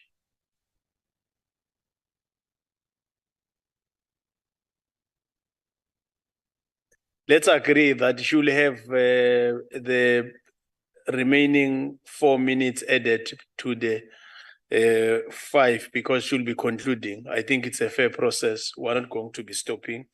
Let's invite now the chairperson of the Select Committee of Trade and Industry, Economic Development, Small Business Development, Tourism, Employment and Labor, Honorable Khai.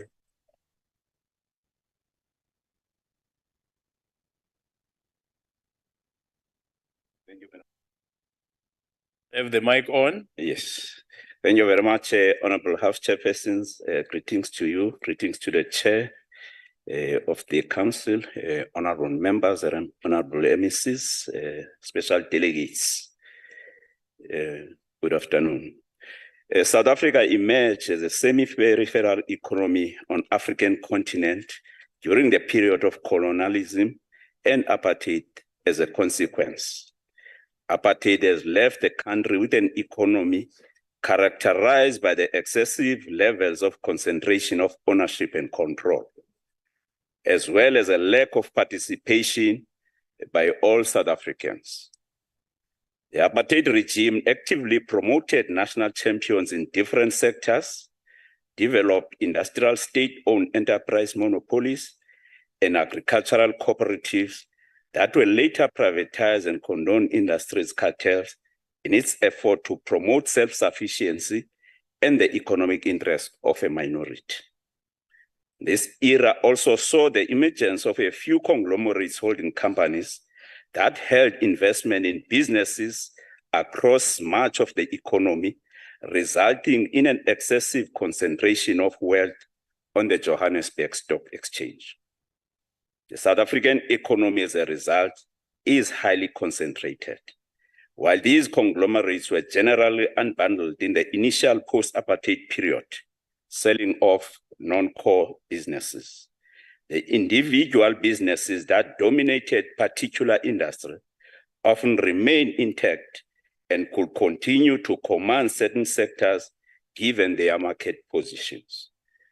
In the South African context, the concentration is of particular concern because it is generally not associated with the efficient forms of concentration, but rather inefficient forms. This is because the economy inherited a concentrated market structure from the apartheid era with an entrenched leaders that remain dominant today. Inefficient concentration is associated with higher margins and is seen to impose a structural constraint on growth. Persistent concentration by historically dominant firms is also associated with a lack of transformation of the economy, denying opportunities to those that were historically excluded to participate and grow their share of economic value.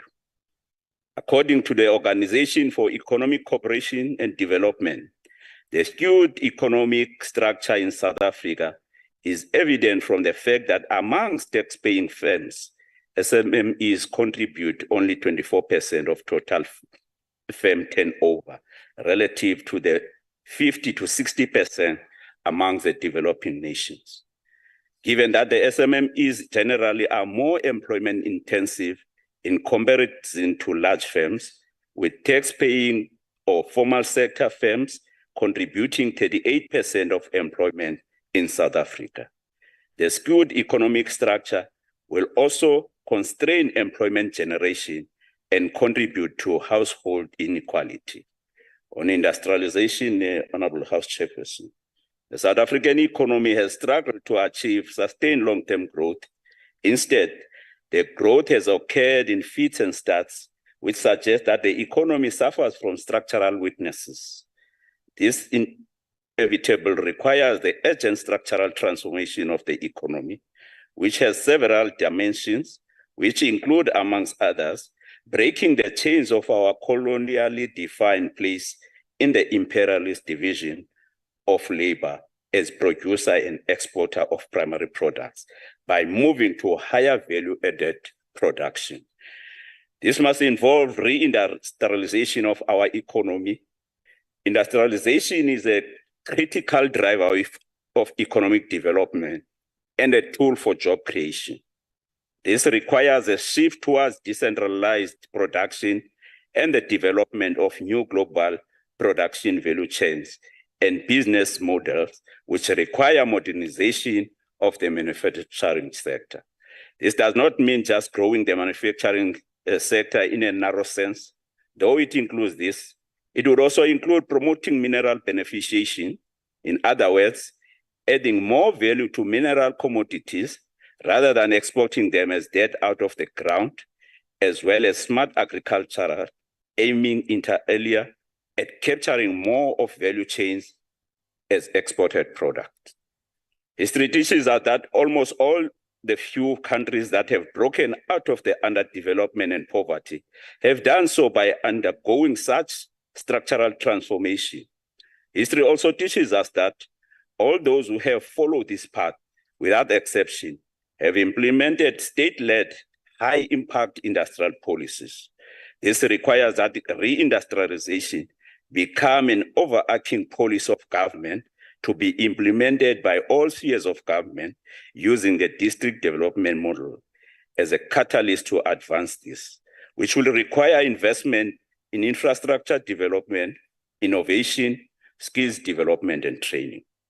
The ANC-led government is pursuing a policy of transformational and inclusive growth through the reimagined industrial strategy, with a focus on decentralizing the economy through the establishment of the SEZs, the revitalization of the industrial parks, and the strengthening of the social compact with the business through master plans. Through the reimagined industrial strategy, the DTIC mobilizes incentives through the Fiscal and partnership with the private sector to enable structural transformation and support to firms to enhance their competitiveness. In addition, it has a range of non-financial support schemes ranging from rebates on duties to trade tariff support and action by competition authorities and development finance institutions to support the firms.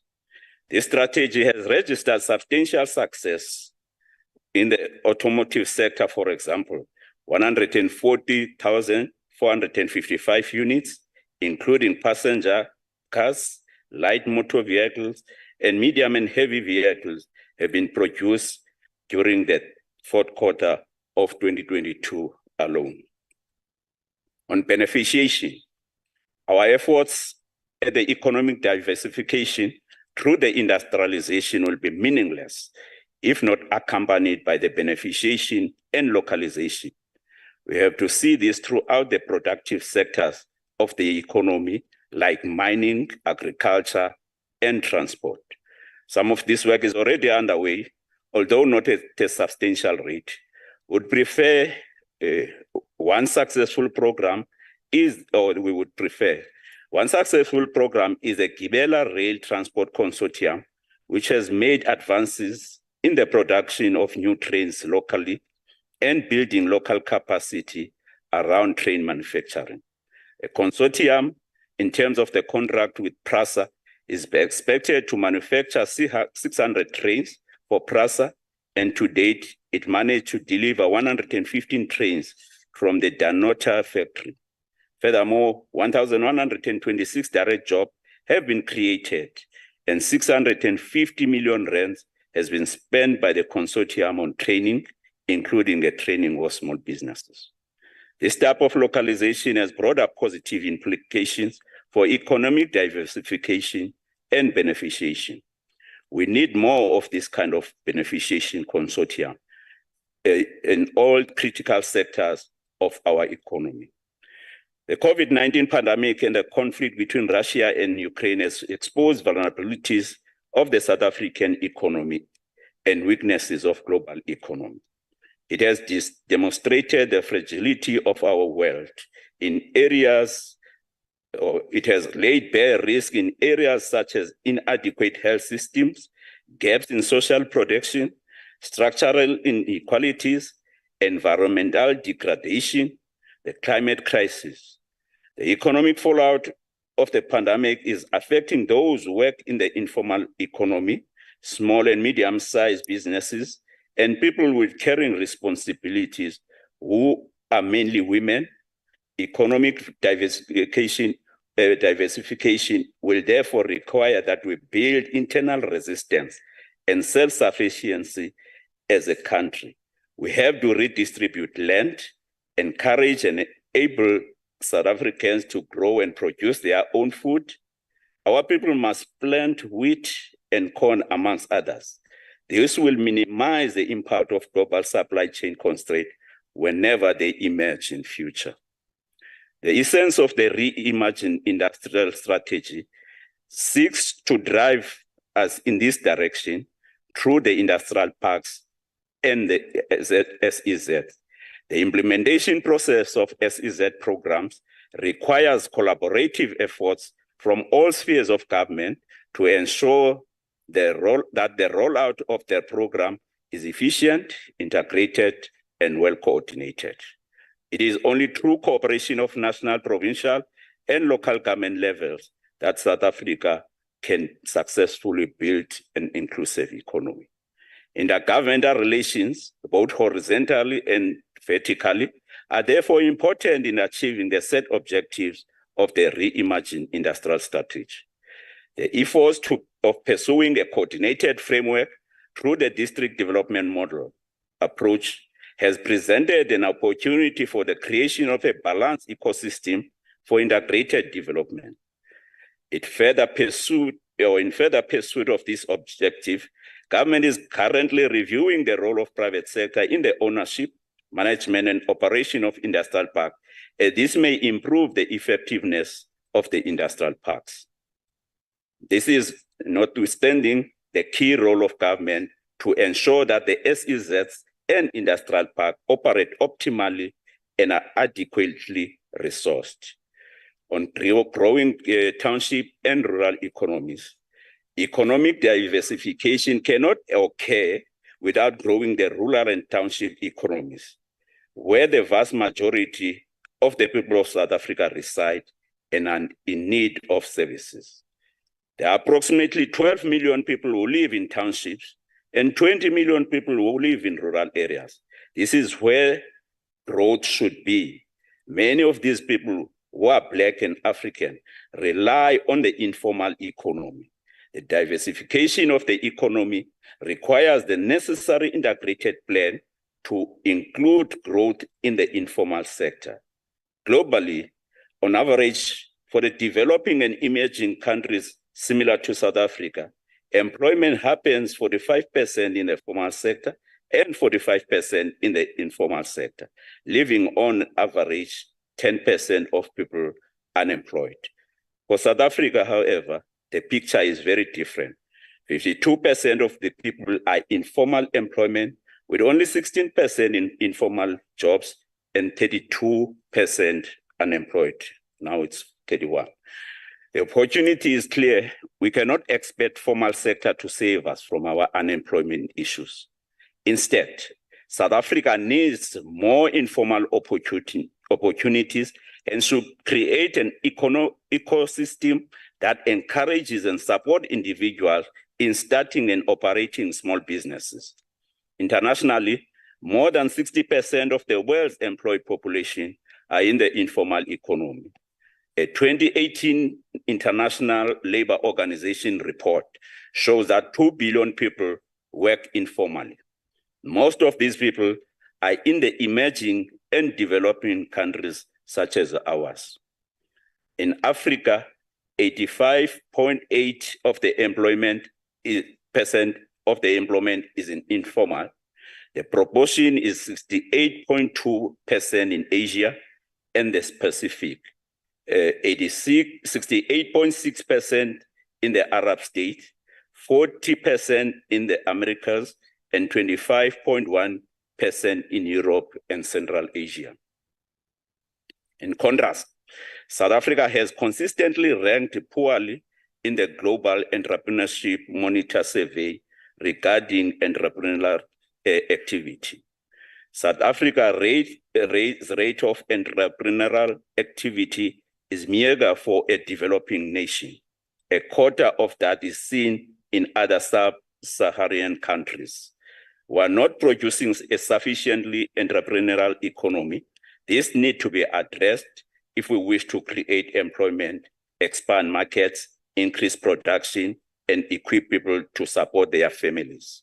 In conclusion, the Honorable House Chair, to address the historical injustice of colonialism and apartheid, which has intensified concentration and dependent structural unemployment in South Africa, we need systematic changes that support and encourage the entrepreneurship, diversification, and industrialization of economy through, amongst other than things, eliminating barriers to entry, access to affordable capital, and real business opportunities.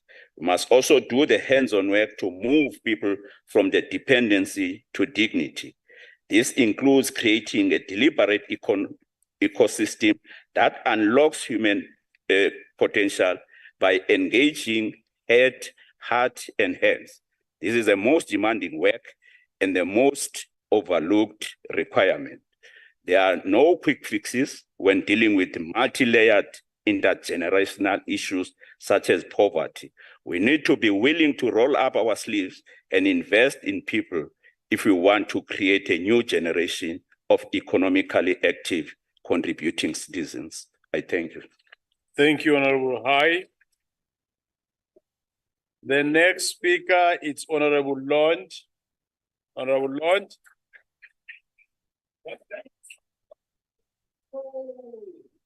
Thank you, Honorable House Chair. I want to begin with a quote from Tony Elumelu. It says, "I would say changing Africa is a collective responsibility. Every one of us must realize that we need an improved Africa.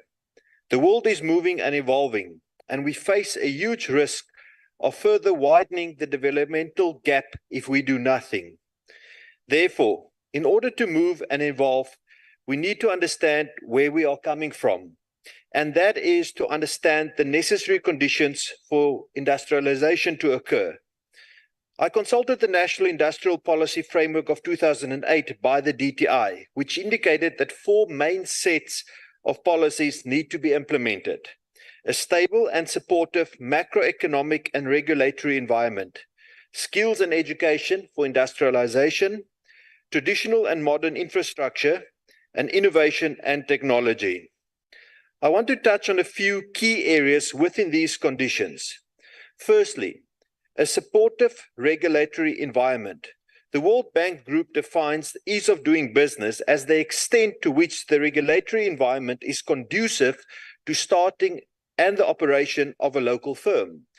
Entrepreneurs depend on a conducive environment that aids their success.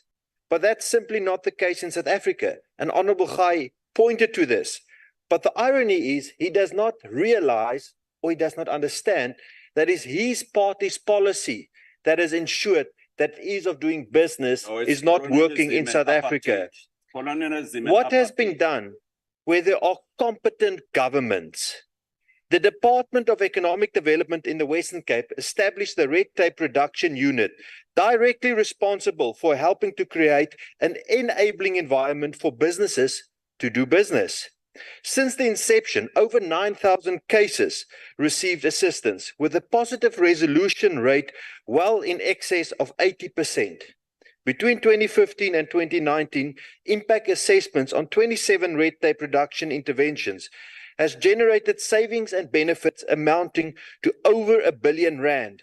And as the Honorable Labuschagne said it earlier during the motion, the Western Cape and its citizens are reaping the rewards of an enabling government with the lowest unemployment rate in the country.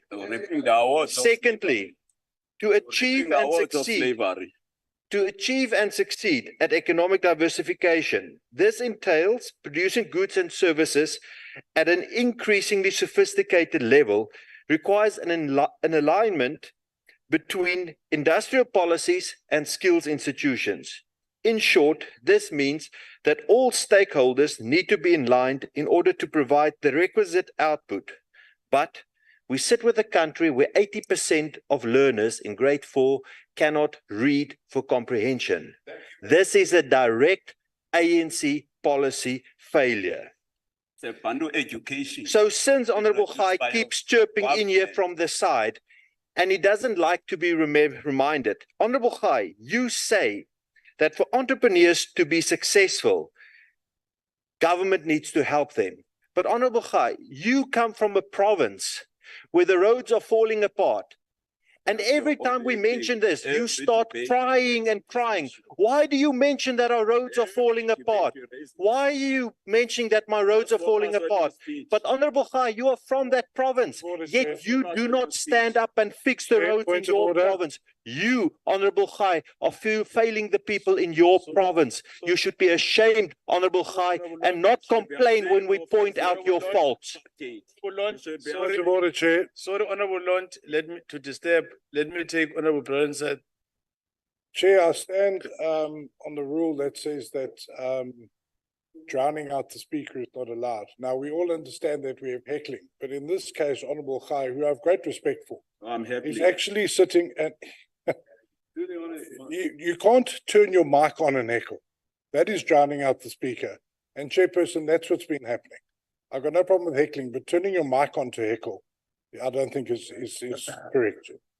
Honorable members, if there's a member who has turned on the mic to heckle, that is not in line with the rules of the House.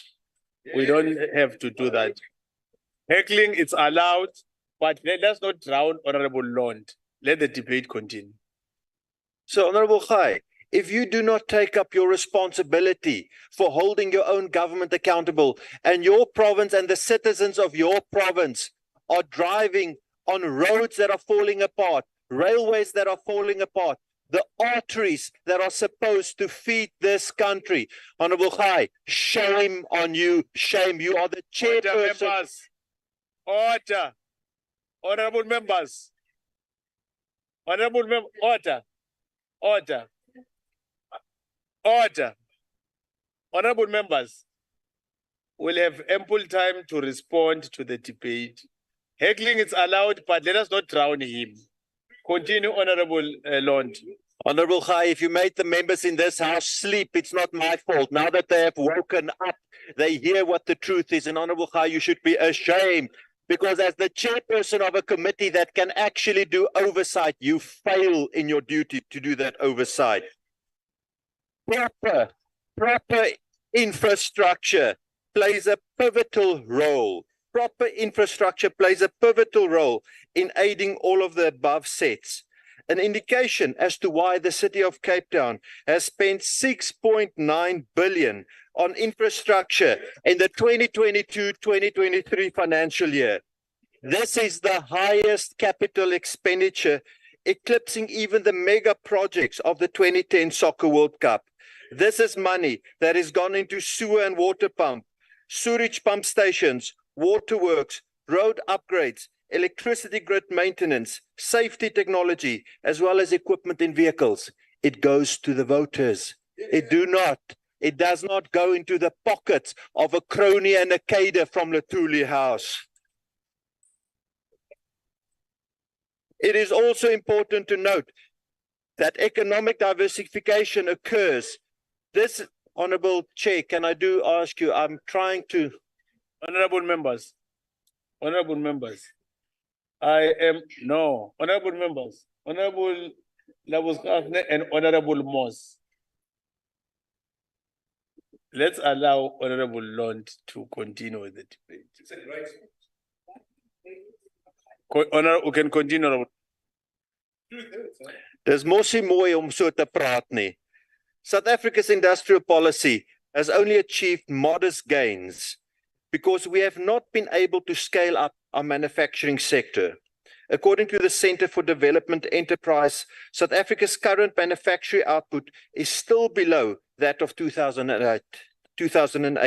By contrast, emerging markets overall have increased manufacturing output by some 50%.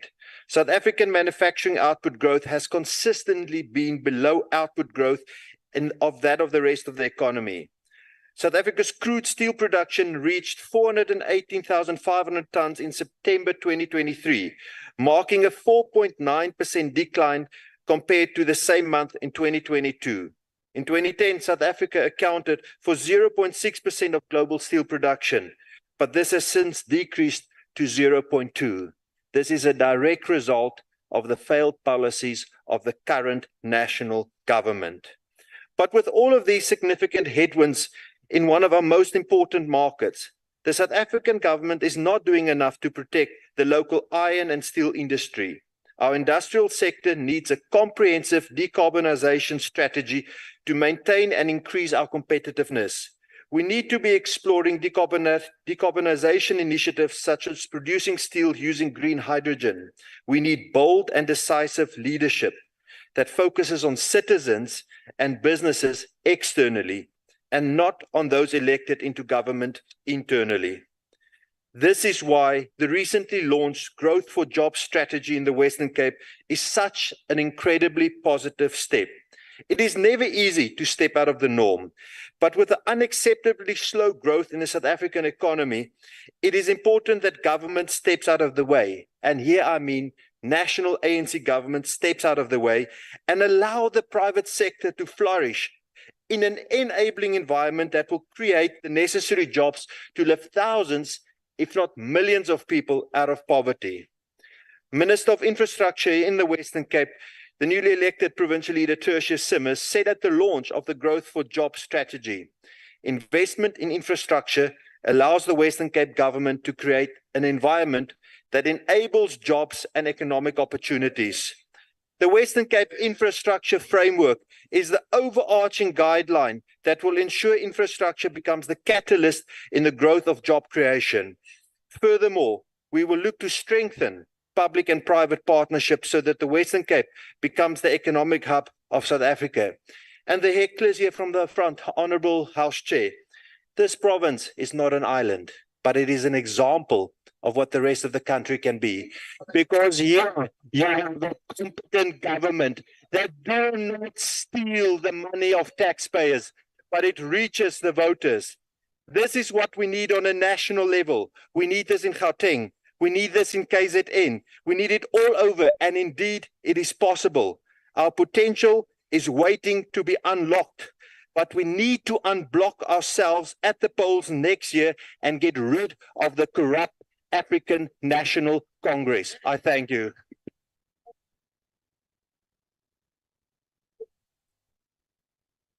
Thank you. The next speaker is Honorable Moletsane on the virtual platform. Honorable Moletsane.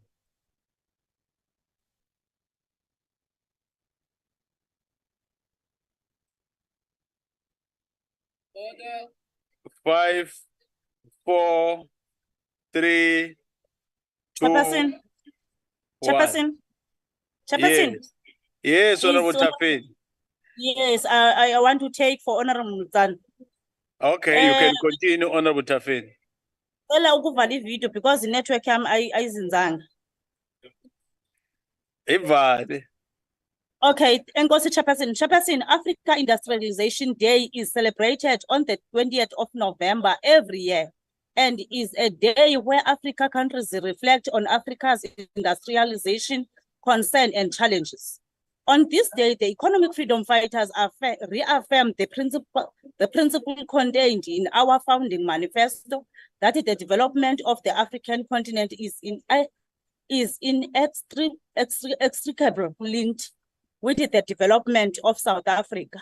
No amount of sustainable socio-economic development and stability will be realized in South Africa unless the state plays an active role in the economic development of the African continent. This obviously should include the development of trade corridors that link up the entire African continent and create capacity to consume goods and services produced on the continent. As the EFF, we have a firm focus on industrial policy, which is fundamental requirement for development so as to create jobs, defeat poverty, and reduce inequalities.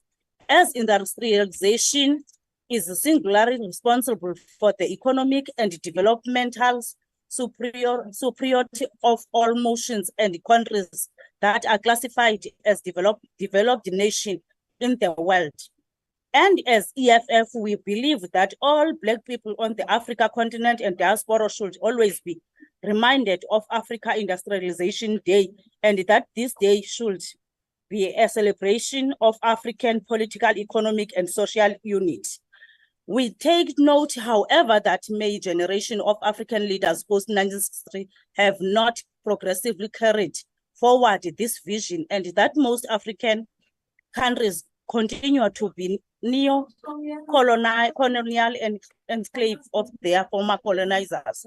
The neo-colonial masters to ruthless extract and exploit natural and particularly mineral and energy resources from African continent without paying taxes and at the expense of our people.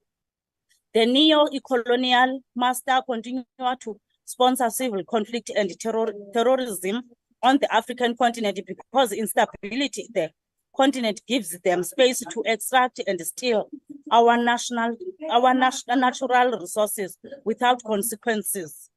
Chairperson, this year we once again commemorate Africa Industrialization Day under uncertain circumstances, as our nation is a poverty and unemployment crisis that is worsened by a lack of coherent and aggressive industrial policy under the ANC government. In its current form, content, and direction, South Africa industrial policy is misdirected. Much more still needs to be done to unlock the potential of the country in its various areas, such as in manufacturing and agriculture, as it is through decisive industrialization that South Africa or any other nation will be able to defeat poverty in a meaningful manner. Chairperson, what we need is adequate instrument to drive industrial development. This includes state-owned banks coupled with a clear developmental mandate of drive industrialization. South Africa industrial policy and manufacturing must include a genuinely made in South Africa automobile. South Africa must, for example, produce millions of cars and other useful industrial and household products for local continent and global trade and consumption. As in its current form, South Africa does not have a single massive manufacturing industry that creates jobs and produce globally consumed goods and products in the same way Japan has Toyota and Nissan, and South Korea has LG and Samsung Electronics. South Africa industrial policy and manifestation is currently anchored by over-subsidized foreign corporation which can relocate to any other destination in the world when offered better subsidies, access to large markets, and protection. South Africa must build its own industries to manufacture and trade made in South Africa brands, and anyone who thinks it's too late to do so is a coward. While I've used the automobiles as an example of how South Africa should pursue the necessity of industrialization, this should apply to many other industrial products, such as telecommunications and workplace gadgets, household appliances, and advanced industrial and renewable energy products. The essence of all these pursuits should be South African ownership and control, while allowing space for external investors to play a role.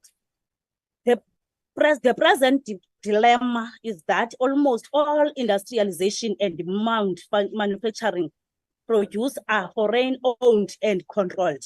Unless we move towards this direction, South Africa's industrial policy will continue to be misplaced out of context, unscientific, historical, and therefore a dismal miscarriage. Chairperson, the pace of industrialization in this country remains too slow. We need to invest more of our national budget, industrial policies, and significantly increase energy and infrastructure capacity. I thank you, Chairperson. Thank you, Honorable Tafeni. The next speaker is the Eastern Cape Acting MEC on Economic Development, Honorable Peters.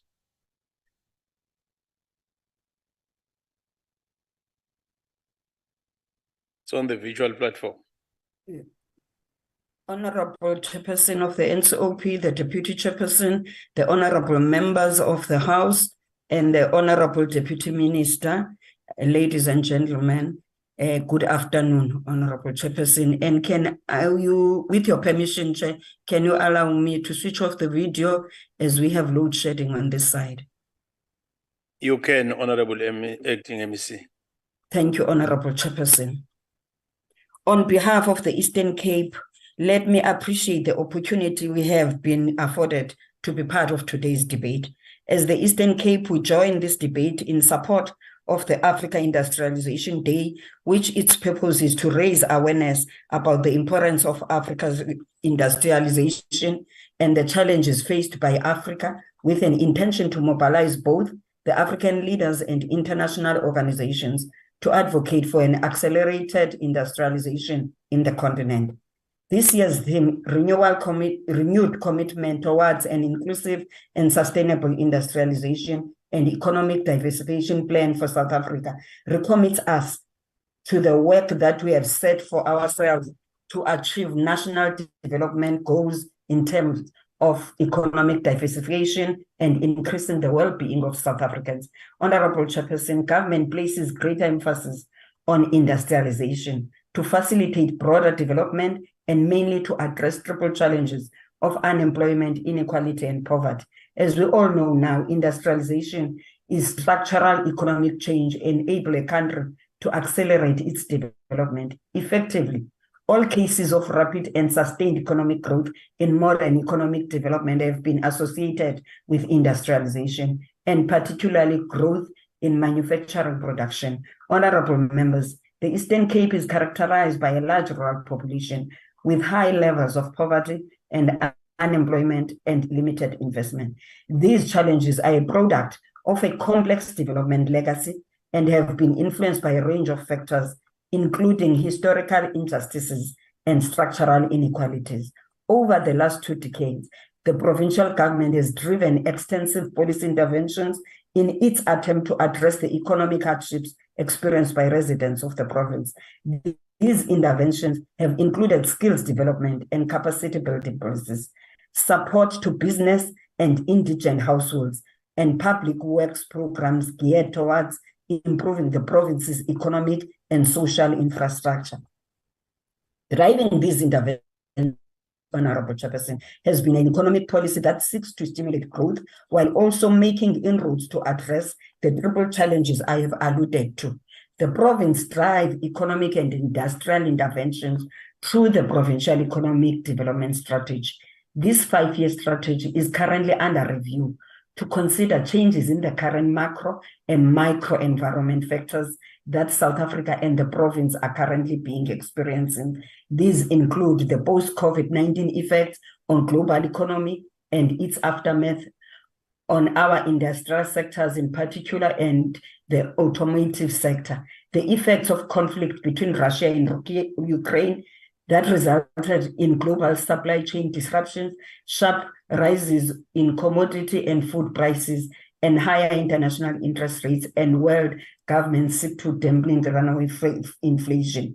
At the domestic level, Honorable Chair, all levels of society are having to deal with the electricity crisis, increased cost of living, higher inflation and interest rates, and government-constrained by a tight fiscal environment. All these events are occurring against the backdrop of climate change and the just transition to new low-carbon industries, as the provincial economy is highly dependent on climate-sensitive sectors such as agriculture, forestry, and tourism. Increases in extreme weather events such as drought and flooding are likely to have an oversized impact on the Eastern Cape future economic development. Additionally, the changing global technology landscape in the automotive sector, where internal combustion engines vehicles will gradually be replaced by electric vehicles.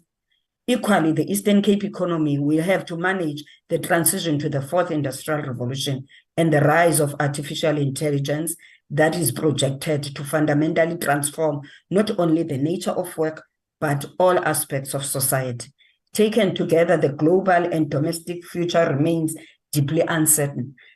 International relations focusing on the opportunities international agreements would have on the province, in particular the African Growth Opportunity Act, the AGOA, duty-free and quota-free access to the US market for a wide range of South African products. All these factors are mandating the province to embrace agility and adaptability to the ever-changing economic environment. With that said, Honorable Chairperson, the provincial government, with the support of the private sector, has made massive investments to high-priority industrial sectors of our economy. These sectors include agro-industry, sustainable energy, oceans economy, and manufacturing. And this, as things stand, work is underway to complete the agro-industry focused Wild Coast Special Economic Zone in Mthatha. It was initially conceptualized as an SEZ by the Department of Trade, Investment and Infrastructure in line with Chapter 5 of the SEZ Act, but was not granted full designation in 2022 due to insufficient investment commitments to the zone. As a result, it had remained as an industrial park, whilst work to ensure that it reaches the SEZ status was intensifying behind the scenes. We have now accumulated sufficient investment commitments to the value of 1.7 billion. And the reapplication for SEZ designation status for the Wild Coast SEZ has been submitted to DTIC, and we are confident of positive outcomes. On sustainable energy, Honorable Chairperson, the province has proven to have considerable capability to generate green energy through wind and solar. As things stand, the large-scale wind and solar farms in the province have a capacity to produce 1,509 megawatts of power per hour, which translates to 5.1 billion kilowatt hours of energy per year. This positions us as one of the largest producers of clean energy in the country. Our wind resource is truly amongst the best in the world. Currently, there are 651 megawatts of wind farm under construction or that is proceeding to construction this financial year. This represents approximately 14 billion of investment value under construction in the province, yielding over 4,200 direct construction jobs. The first wind farms plan to reach commercial operation date by mid-2024, with the remainder coming online thereafter through to 2025. Given that capability, government must mobilize investment for storage capacity for the benefit of the province for purposes of grid security and stability. Honorable members, our ports give us a comparative advantage to achieve our industrialization agenda. We note the progress in Transnet implementation of the 9.1 billion Transnet infrastructure development projects in the ports of Ngqura, East London, and Gqeberha. Just recently, we witnessed the first shipment of the manganese from the port of East London through such an investment by Transnet. We have been vocal about the need for Transnet to significantly invest in the rail and port infrastructure of our province for some time, because an adequate logistics system that includes road, rail, and ports is essential to our economic growth ambitions. On manufacturing sector, Honorable Chairperson, which is led by the automotive industry, has been key in supporting our economy. Considerable work is being done to support the auto industry to achieve its transition to energy vehicles. As such, the province is implementing a project to install initially 13 electric vehicle charging stations across the province. This is meant to encourage mobility for those who own EVs, encourage consumption for those who wish to own EVs, and demonstrate our commitment to the EVs transition.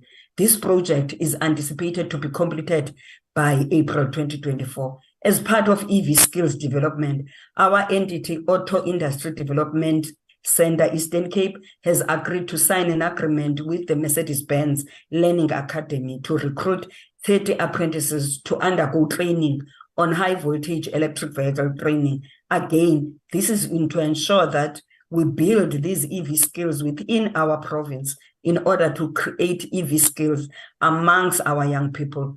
Through a partnership with Nelson Mandela University, we are subsidizing 42 engineering students as major mechatronics, mechanical and electrical engineering. We are wishing to build capacity of engineering skills within our province for the industry. We are keen on extending these bursaries to other universities and TVET colleges in the province. We are also looking at— As you conclude. Yes. Yes, Honorable Chair. Let me conclude, Honorable Chairperson, by reiterating the fact that building the province's industrial capacity requires the enhancement of technological capabilities, establishing appropriate institutions and instruments, addressing the deficiencies of infrastructure, and putting in place appropriate industrial policies. We are submitting our total commitment as a province in working with all the partners to address and overcome the challenges towards the development of world-class industrialization in South Africa. Thank you, Honorable Chairperson. Thank you, Honorable Acting MEC Economic Development, Honorable Peters. The next speaker is Honorable Malvimbela from KZN.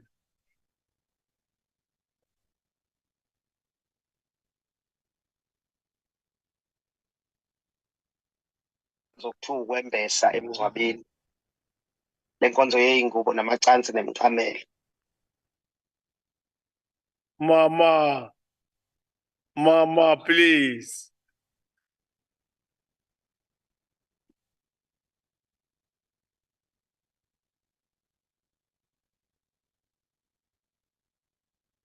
Have the mic on. You press there. Yes. Thank you very much, House Chairperson, and thank you very much for allowing me to represent my province, KwaZulu-Natal, which is part of the provinces of South Africa, like Western Cape, and is not different from other provinces. It's led by the African National Congress policies. As I'm starting my debate today, Honorable House Chair, on the Industrialization Day, which is celebrated every year on the 20th of November. This year, we are celebrating this day under the theme Renewed Commitment Towards an Inclusive and Sustainable Industrialization and Economic Diversification Plan for South Africa. As we join the rest of African countries and African Union in celebrating Industrialization Day, it is important to appreciate how far we have come as the African continent. Over the past few decades, we have seen vast improvement of how African countries have come together to fight towards a common economic goal. In July 1989, an Organization of African Unity held its 25th ordinary session of the Assembly of Heads of State and Government in Addis Ababa, Ethiopia. This is when the idea of African Industrialization Day was announced.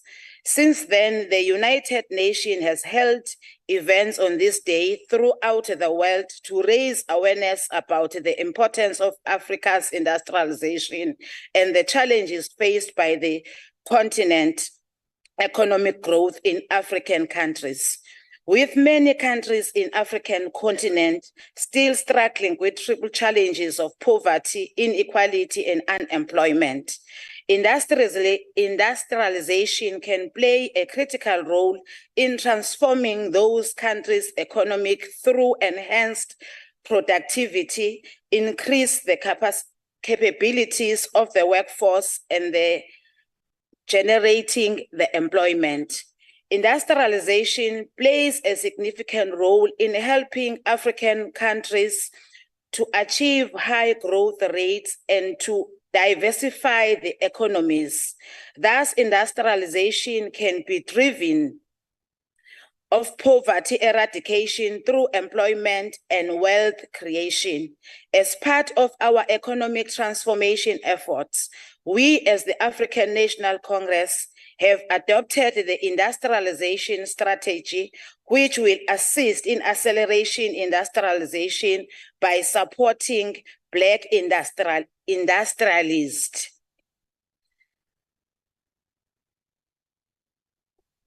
Especially in manufacturing, agro-processing, mining, tourism. As an organization which puts the people of South Africa first, especially the previously disadvantaged, we have adopted, and I quote, buy local campaign in order to reverse the imbalances of the past, which were caused by those that were in power and who have stolen our land. I think those that are in control of Western Cape must also do introspection as we are dealing with these issues, which is used to encourage communities and companies to support local businesses. Agenda 2063, adopted in January 2015 by the heads of state and government of the African Union, is one of the Africa's blueprint and master plan for transforming Africa into the global powerhouse of the future. 29 years into democracy, as South Africans, we are proud to play a part in building a better Africa that we can all be proud of. Our vision as the African National Congress, which has been tabled in our manifesto, is to see better Africa free from shackles of underdevelopment and clouded by the legacy of colonialism. Working with the African Union, we have seen vast improvement in the work that has been done in the African continent, making us closer to achieving some of the goals set in the Agenda 2063. Honorable members, allow me to quote President Ramaphosa when he said, and I quote, "We imagine a country that is integrally and enthusiastically part of the great African continent, as comforted with immigrants from other countries as we are made to feel when we visit their countries to trade, to invest, to learn, to work, and to settle," and close quote. If we continue to work together and support each other as African countries, it is possible to achieve the Agenda 2063. Industrialization Day comes as South Africa's just recently held successful 15th BRICS Summit. In this summit, one of the key priorities include focus on African continental free trade. This will enable a predictable environment for trade and investment in Africa, particularly in infrastructure development.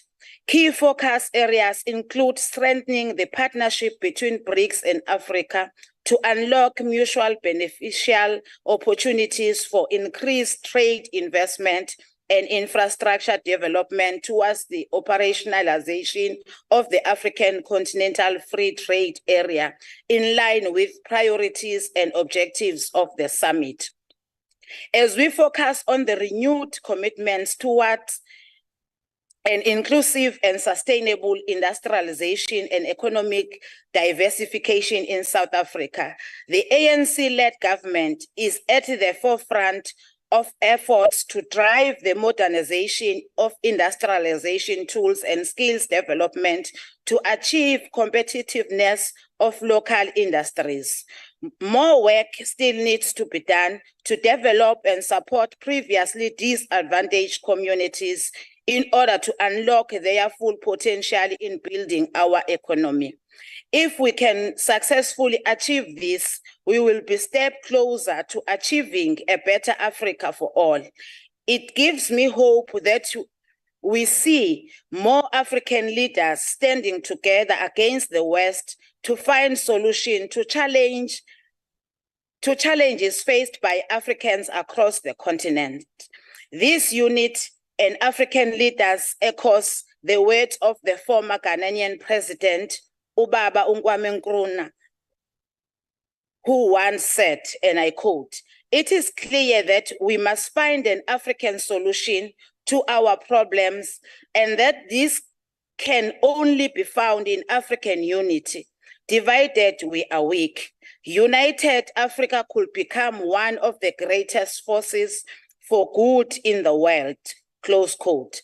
As Africans, countries, we will be flying our flag high on the 20th of November, knowing that African unity, which was once a dream, is close to becoming a reality, and there is hope of achieving Agenda 2063. The policy of the African National Congress is clear. We want to create peace and stability and development on the African continent. We need to play an active role to pursue greater integration at a political, economic, and social level between African countries. As I sit down, Honorable House Chair, allow me to wish usuku oluhle lokuzalwa umengameli wethu, who is the champion of the renewed commitment towards an increased and sustainable industrialization and economic diversification plan for South Africa, which will be on the 17th of November on Friday. Thank you, House Chair.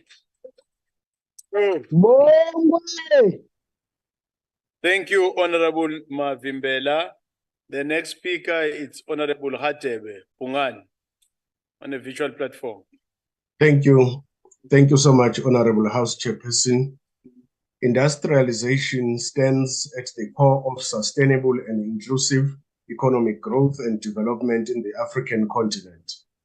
Its importance stems from its potential to enhance productivity, increase the capabilities and output of the workforce, and create much-needed sustainable employment and livelihoods. In turn, this will aid in our efforts to combat the high levels of poverty, unemployment, instability, as well as slow and stagnant economic growth in the country. This day serves as the perfect opportunity for us all to raise awareness about the importance of the need for industrialization and the challenges that continue to haunt us as a lack of its prioritization and implementation. Sustainable industrialization and diversification stand to benefit marginalized groups such as women, youth, the poor, and those in rural communities who are currently sidelined and excluded from playing a crucial part in the development of the country, both socially and economically. As the country faces globalization and climate change, we must adopt and maintain a strong industrial base that will safeguard our resilience.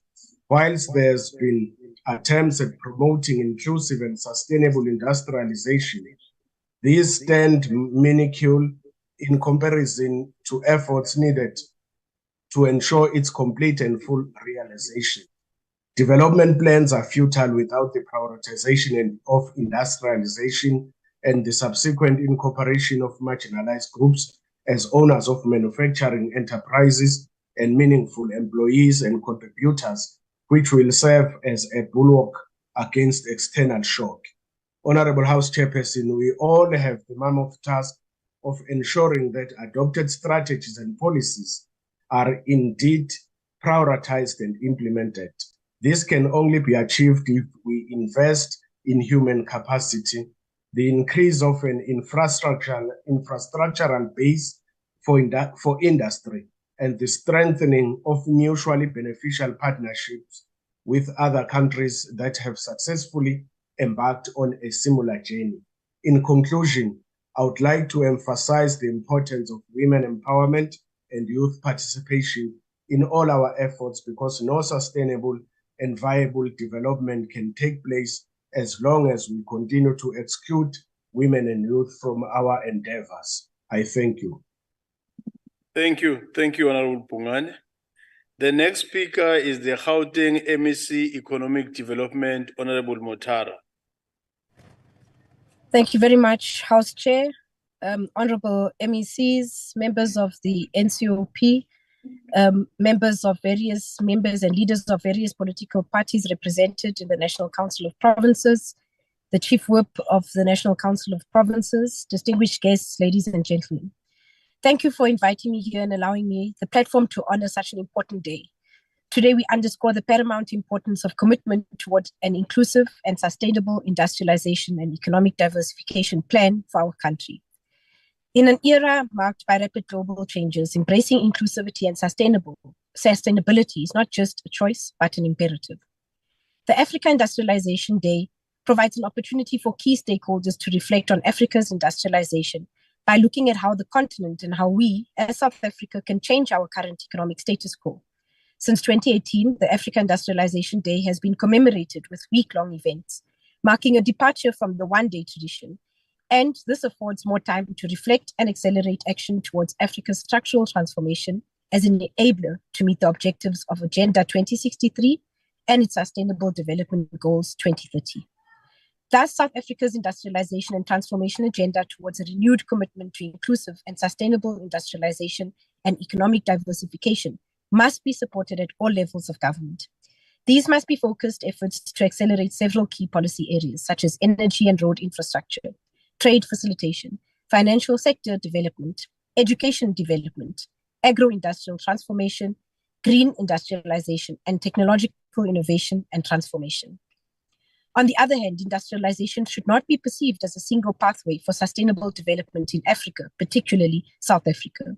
Instead, industrialization with strong multi-sectoral and multi-directional linkages to local economies will help us as a country to achieve higher economic growth rates and economic diversification. The success in industrialization will be at the core of efforts to address critical structural economic growth and development weaknesses and fragilities, from poverty and inequality to inadequately developed education, health, housing, and sanitation services, and seeing beyond the current challenges requires policymakers to tackle other supply-side structural bottlenecks and barriers, such as energy and infrastructure, head-on, will require us to tackle these head-on for enhanced enterprise competitiveness. This also places due pressure on policymakers at all spheres of our government to improve business and regulatory regimes, to enhance private capital flows, absorption, and adaptation of technology, artificial intelligence, and skills transfer to unleash private sector growth. Furthermore, sustainable success on South Africa's industrialization front will only be achieved with deliberate efforts to integrate and systematically address South Africa's underlying development features, such as the micro, small, medium enterprises and informal economy, the urban-rural transition, socioeconomic diversity across the 9 provinces of our country, as well as linkages between education, skills, development, and industry. Cross-cutting issues such as gender, climate change, energy security, youth population, and growing unemployment to facilitate the evolution of a sustainable and inclusive industrialization pathway in all corners of our country. We have much to learn from our own experiences and those of others on industrialization over the past several decades and from other parts of the world. However, what is abundantly clear is that industrialization successes in Europe and America, more recently in Asia, cannot be fully replicated anywhere in Africa or at home. Apart from just that, South Africa has its unique circumstances and many factors that no longer exist that propelled industrial success in other countries. That is why advancing South Africa's industrialization requires considering what can and should work for us while ensuring interdependencies with the rest of Africa and the world. There is an urgent need to improve our production tools, including energy, digital logistics, and transport infrastructures to support the productivity of our industries. There is an urgent need to ensure the employability of our young people by further developing technical and vocational training so that from the welder to the design engineer, our country can have the human capital to support the structural transformation of industries at all levels. from the small SMME to the large production corporates. Without quality human capital, our resources will continue to be plundered, and the demographic dividend will be more of a handicap than an advantage in stimulating the development of our country. I also draw the attention of this House sitting to the need to overcome the procedural and bureaucratic red tape that hinders the preparation and implementation of our projects. No time must be wasted on undue formalities and delays on the road to emergence. The pace of industrialization in South Africa needs to be faster and achieve South Africa's development goals under the NDP. We must invest more of our provincial budgets in industrial policy and significantly increase energy and infrastructure capacity. We must also build stronger links between our universities and the private sector to promote a culture of innovation that includes our young people. Our commitment today is to our present and the generations that will inherit the legacy we shape. It is a commitment to a future where industries thrive, economies prosper, and every individual, irrespective of background, finds a place in the tapestry of progress. Let us move forward with determination, guided by inclusivity, sustainability, and economic diversification principles. Together, we can forge a path towards a future where industry is a force for good and all share prosperity. All members present, let's work together towards achieving the African Developmental Agenda and meeting all priorities for sustainable economic growth and development. Let us be the transformation that the world needs. I thank you. Thank you. Thank you, MEC Economic Development, Honorable Mutara. The next speaker is Honorable Boshoff.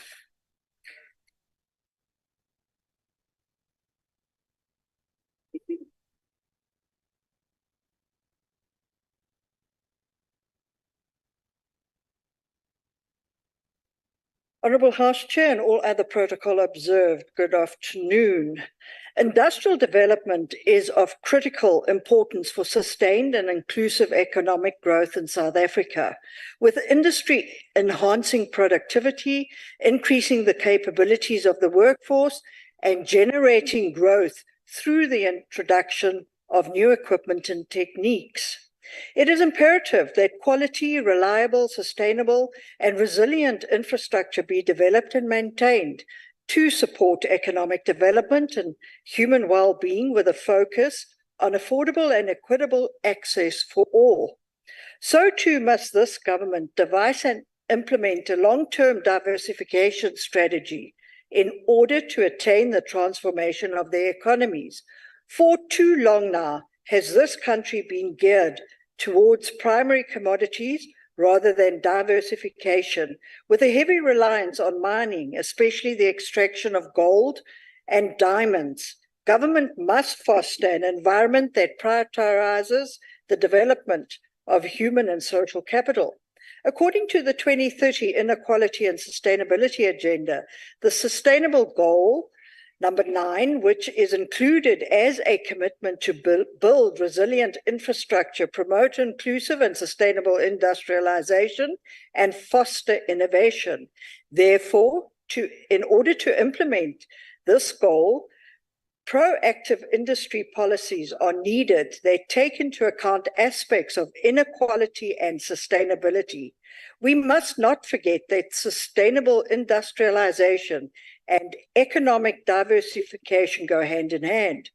Fostering innovation is at the heart of our efforts to meet Sustainable Goal 9, as innovation is the engine driving industrialization and economic growth in the modern world. Honourable House Chair, Sustainable Goal number 9, set forth by the United Nations, is a goal that is of great significance for South Africa and its vision for a prosperous and sustainable future, as it focuses on building resilient infrastructure, promoting inclusive and sustainable industrialization, and should be aligned to your government's own goals. With the start of democracy in 1994, our country had a plan for transformation and resilience. However, this is no longer the case. It must be said that resilient infrastructure is not only about constructing roads, bridges, and energy grids, but the durability thereof must also be ensured. And honourable members, herein lie the problems, as the ANC government has all but forgotten about the maintenance of infrastructure to ensure the durability thereof. Furthermore, to be able to promote inclusive and sustainable industrialization, the economy must be diversified, and by doing so, we can reduce the inequalities and foster sustainable industrial growth. To reach this goal, it must be stressed that more active investment must be made in technology, innovation, and green industries, whilst also encouraging small and medium-sized enterprises and entrepreneurs to participate in this journey towards industrialization. Unfortunately, this country faces energy-related challenges. This is crucial for industrial growth. This country is also faced with political instability and policy uncertainties, which has led to the disruption of progress.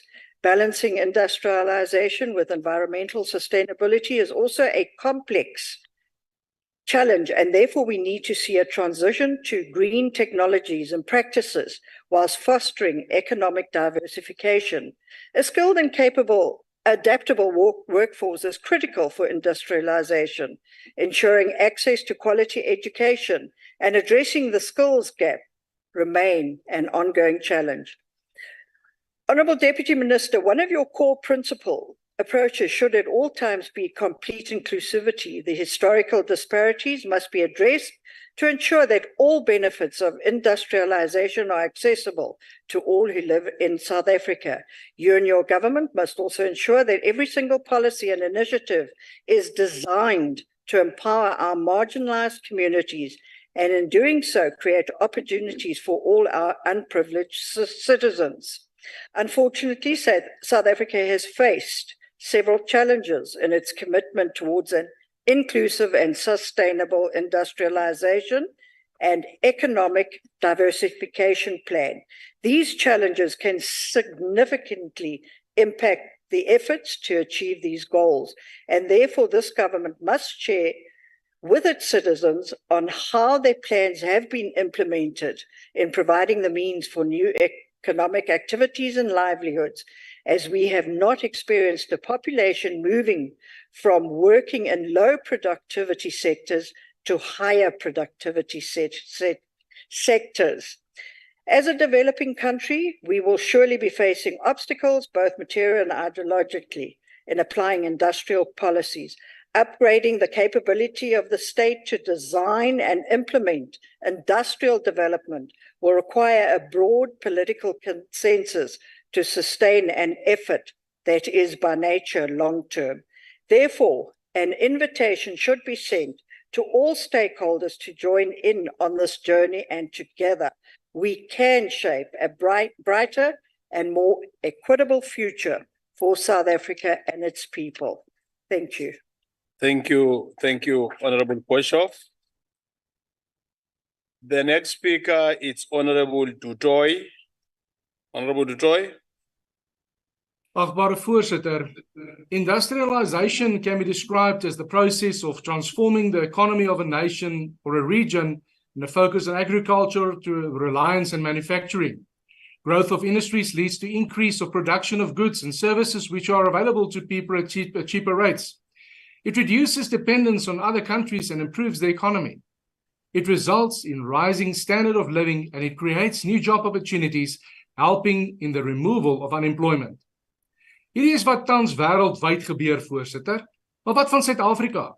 In Suid-Afrika word industrialisering voorgehou as 'n werkskepingsmeganisme, maar sal nooit die gewenste uitkoms hê wat verwag word, solank wetgewing wat tans in plek is, so bly nie. Hoekom nie, voorsitter? Omdat die rasgebaseerde transformasieteikens deur middel van wetgewing ondersteun word onder die aanhef van versnelle rasgelykheid.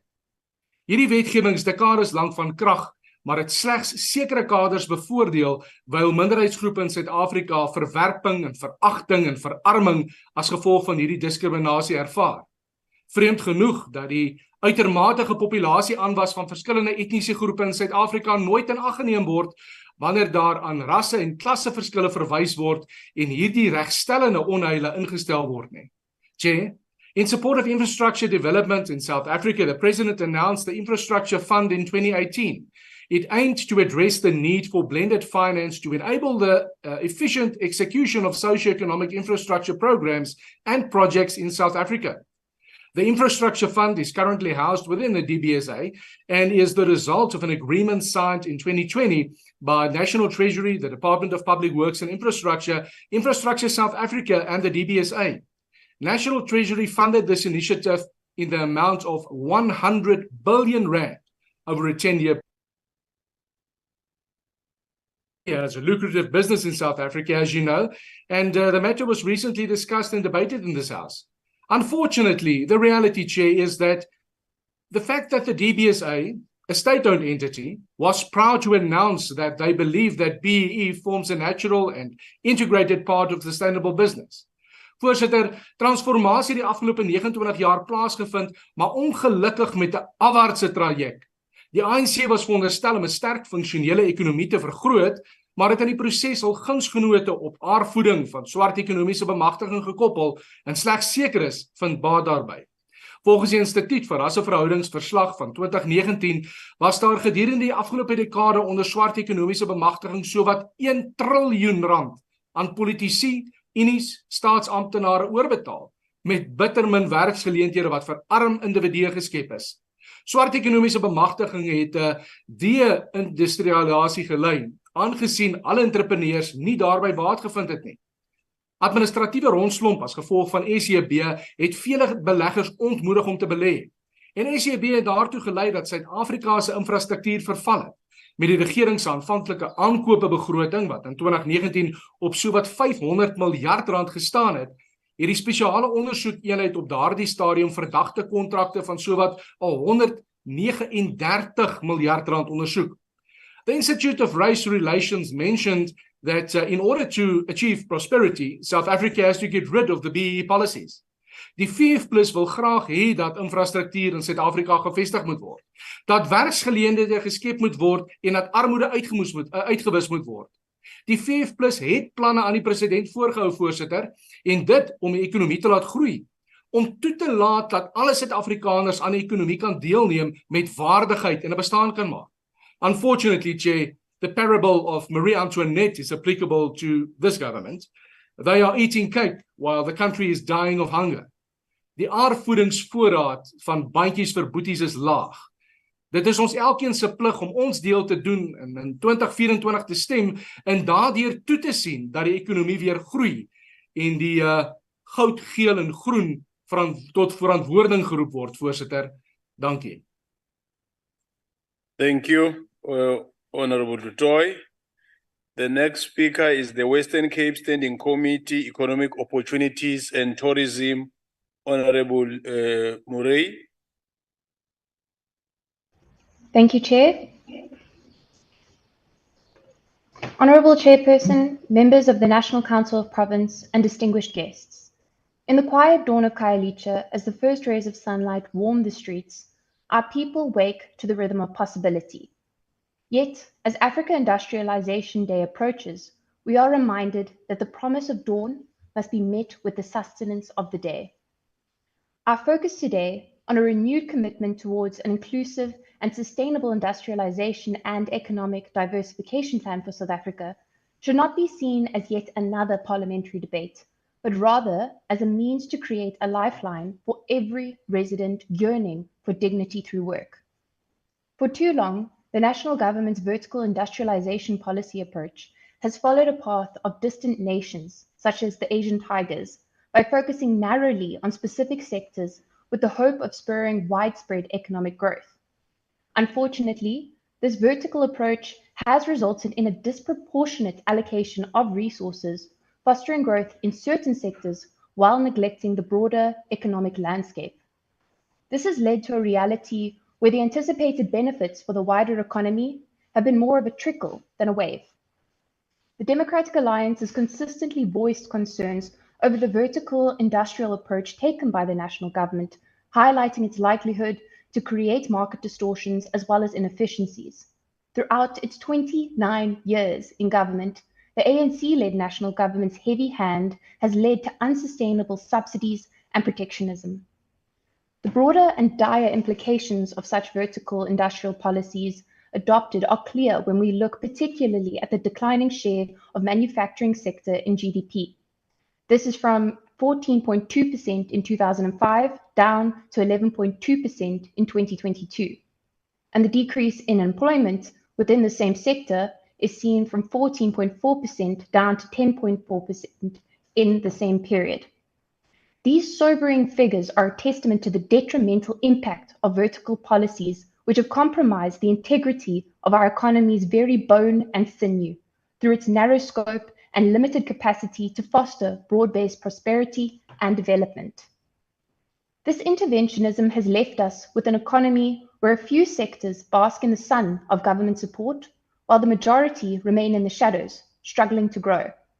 And it has fashioned a landscape of economic disparity, creating peaks of industrial success overshadowed by valleys of missed opportunities.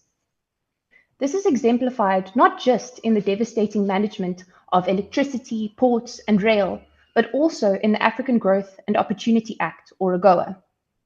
AGOA represents a pivotal opportunity for the diversification and industrialization of South Africa's economy by granting duty-free access to a wide range of South African products. In 2022 alone, AGOA enabled South Africa to export approximately $132.6 million in citrus, approximately $110 million in jewelry, and approximately $65.2 million in wine. We also saw a staggering $1.4 billion in cars and automotive parts. However, the vertical nature of these policies has meant that while certain sectors, such as automotive parts, have flourished under AGOA, the advantages have not been evenly spread. The Western Cape's agricultural sector, for example, which is heavily reliant on export markets like the United States, stands to lose if this agreement is not managed with a view towards a greater economic mosaic. With 70% of the Western Cape's agricultural exports flowing to the United States, the potential loss of 136,000 jobs in this sector alone cannot be ignored. This renders us vulnerable to external shocks. Our overdependence on certain industries means that global economic downturns reverberate throughout our economy with amplified intensity. The time has come for us to diversify our reliance and to build a resilient industrial sector that can withstand the ebb and flow of international markets. As the clarion call for sustainable development grows louder in the face of climate change and environmental degradation, our industrial policies must pivot towards sustainability. The United Nations Sustainable Development Goals, particularly SDG 9, urge us to build resilient infrastructure, promote inclusive and sustainable industrialization, and foster innovation. This global vision aligns with our national imperative. South Africa must not industrialize without doing so sustainably. It must ensure that our growth does not come at the expense of our environment or our future generations. But House Chairperson, the time has come to water every field and to nourish every seed, from the Special Economic Development Zone in Atlantis to the farms of Stellenbosch, through our horizontal industrial policy that shows or showers opportunity indiscriminately. Switching to a horizontal industrial policy approach is about building a solid foundation. It's about building good schools, reliable buses, and fair opportunities for everyone. A horizontal industrial approach supports the entire ecosystem of enterprise. It's about laying down the foundations, such as reliable power, efficient transport, robust education, that all businesses need to thrive. This approach does not pick winners, but fosters a nurturing ground for every contender in the race of development. The Western Cape government's Growth for Jobs, or G4J plan, is a testament to this policy approach and shows that it can work.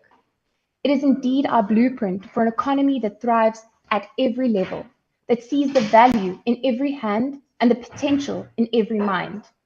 In the Western Cape, our economic landscape is dynamic and diverse. We are actively applying our new approach through our Growth for Jobs plan, which understands the challenges of unemployment, poverty, crime that our communities face. This strategy isn't a one-size-fits-all. It's a comprehensive plan grounded in evidence and extensive consultation, aiming to boost our economy's growth rate to between 4 and 6% by 2035. It's about creating an environment where businesses of all sizes can thrive, generate jobs, and foster self-reliance throughout our province. This strategy anchors itself in clear principles and prioritizes focus areas that impact every resident. It's a collaborative effort that calls for commitment from government, from the private sector, and from civil society. By embracing horizontal enablement, we empower every citizen with the freedom to grow and contribute to our province's prosperity. This is how we, in the DA-led Western Cape government, are building a sustainable future where economic growth translates into real opportunity and improved living standards for all, and not just for a select few. As we seek to nourish the roots of our economy, let us remember that growth is not measured by the wealth of a few, but by the prosperity of many. Our province's strategy is comprehensive, our ambition is boundless, and our dedication is unwavering. In the DA-led Western Cape, we are more than just a landscape, but we are a people united in purpose and diverse in strength. The time has come for us to lay down the tools of vertical industrial policy approaches and adopt those that build the horizontal industrial frameworks necessary for sustainable growth. We need to stabilize our electricity supply, protect critical infrastructure, uphold the rule of law, and ensure transparency in market information. House Chairperson, we are at a juncture where we must choose. Do we continue down a path of selective support, or do we pave a new road towards an inclusive economy that holds a place for each citizen, each entrepreneur, and each innovator? Our industrial policy must be a blanket that warms every sector, a strategy that enables the growth of small micro enterprises as outlined by the AU. I stand before you, not with a speech filled with rhetoric, but with an invitation to my fellow lawmakers to open their minds to this new approach to rebuilding our economy amid the many socio-economic challenges that our country faces. Let us be the architects of a future where opportunity is guaranteed for all and not just a few. I thank you. Thank you. As NCOP, we also congratulate you for the big step of what happened over the weekend, Honorable Murray. The next speaker. Thank you. We congratulate you for that big step, Honorable Murray. Thank you. The next speaker is Honorable Amaro Khan.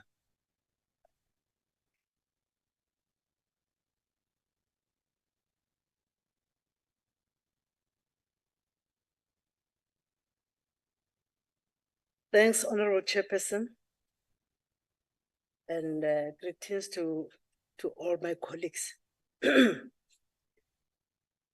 African National Congress-led government is committed to fully implement the mandate of the National Development Plan and use it as a map on how the country of South Africa can combat past injustices and achieve inclusive economic development for all South Africans. The main objective of the NDP is to annihilate poverty and reduce inequality in the country, and this can be achieved through economic diversification and inclusive economy in South Africa. One must understand that when we speak of economic diversification, we want to shift an economy away from a single income source towards multiple sources from a different sector and markets.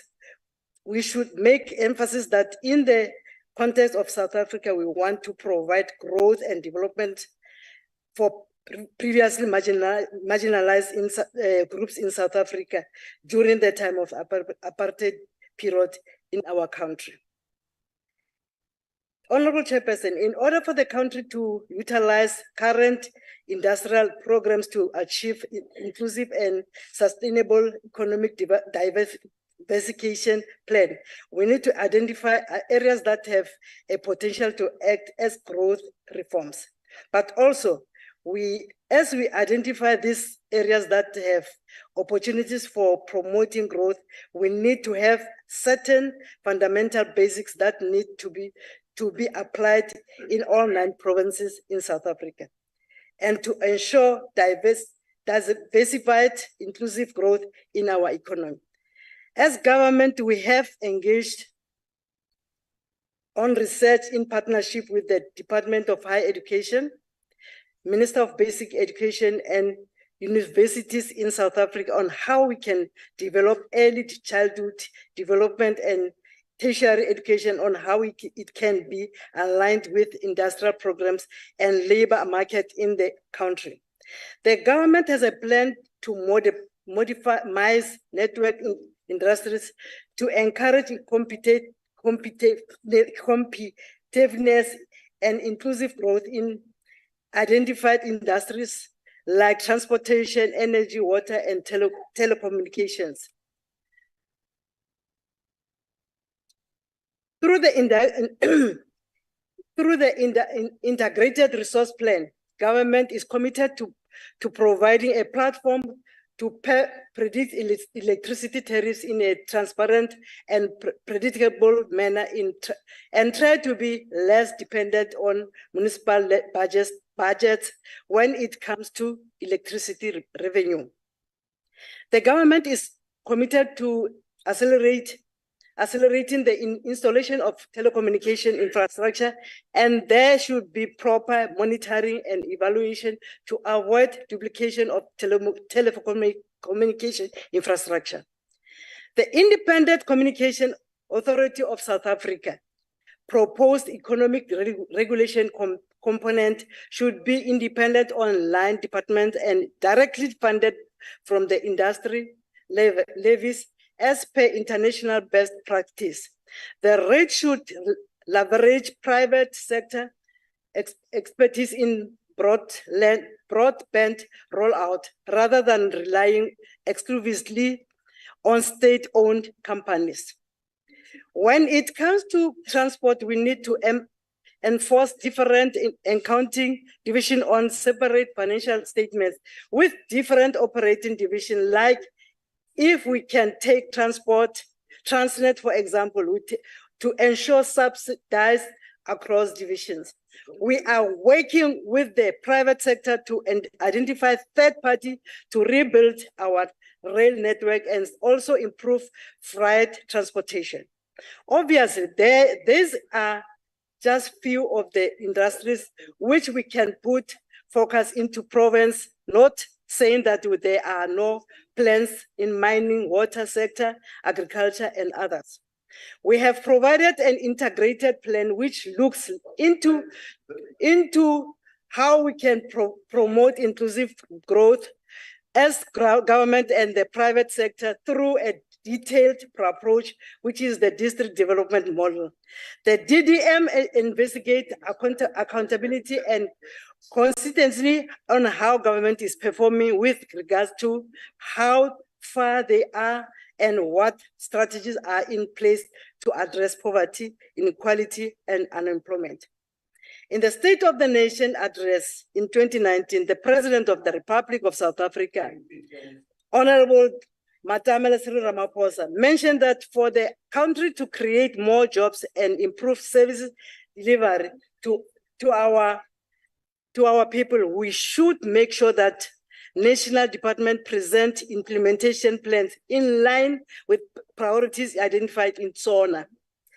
The idea is to have DDM that shows evidence of process of collaborative planning that is undertaken at local, district, and metropolitan levels, which is representative of all these spheres of government to produce a single focus strategy to promote growth and economic development.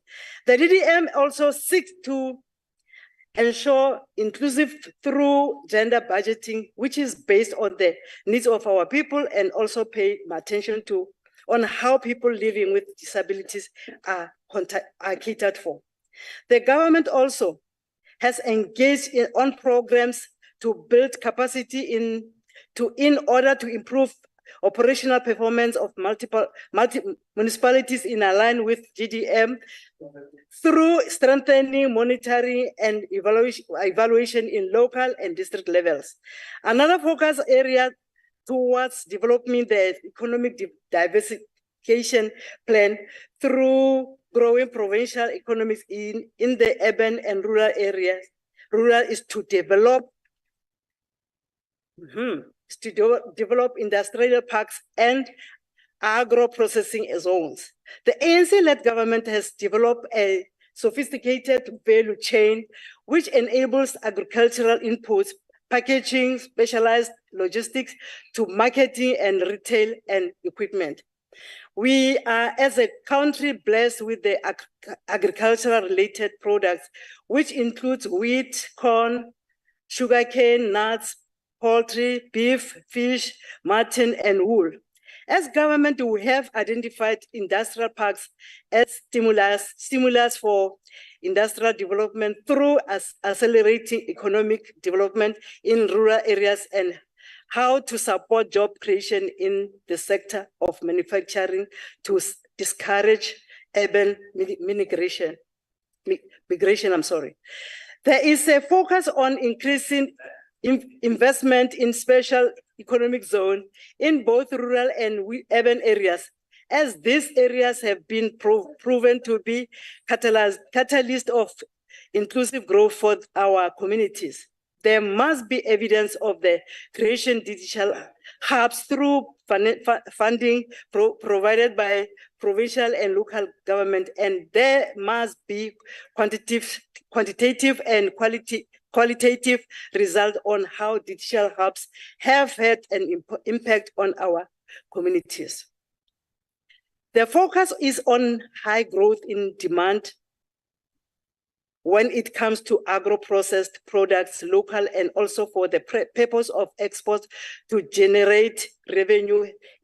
Investor support is needed but government must also make sure that there is proper infrastructure with optimized supply chain efficiency to provide logistical support to provinces. In South Africa, the informal sector approximately contributes 6% of our gross domestic product, and it contributes to 1/3 of the country's job creation, which is why the Department of Small Business Development has partnered with Nedbank to provide 40 million rand to informal fruits and vegetable traders to assist them in restarting their businesses. Government has also committed to the development of township and rural development with the aim of assisting micro and informal businesses in order to be sustainable, and this is driven through township and rural enterprise program. In order to allow SMMEs to be sustainable and contribute to enhance inclusive, diversified growth, the government, through the Department of Small Business Development, has set out plans on how to make sure that small business is provided with financial education across all provinces.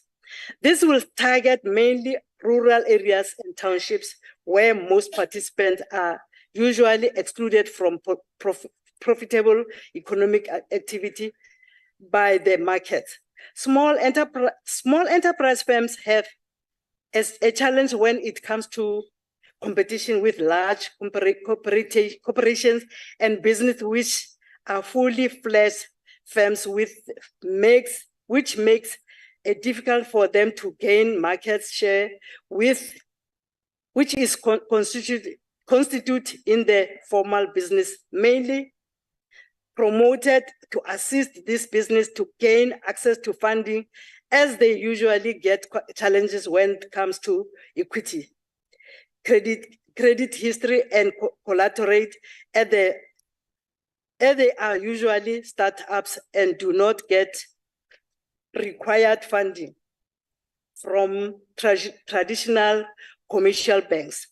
As the ANC-led government, we are focused on the Small Business and Innovation Fund, which aims at identifying startups firms where there is evidence of market failure for firms. We also understand that such initiatives should be communicated to all spheres of government across all provinces by government, so that those who are startups in small business get the required support programs which are intended for them. It is important, Honorable Chairperson, to have an understand that to achieve economic diversification in our land, we still have vast areas where our people still depend on subsistence agriculture.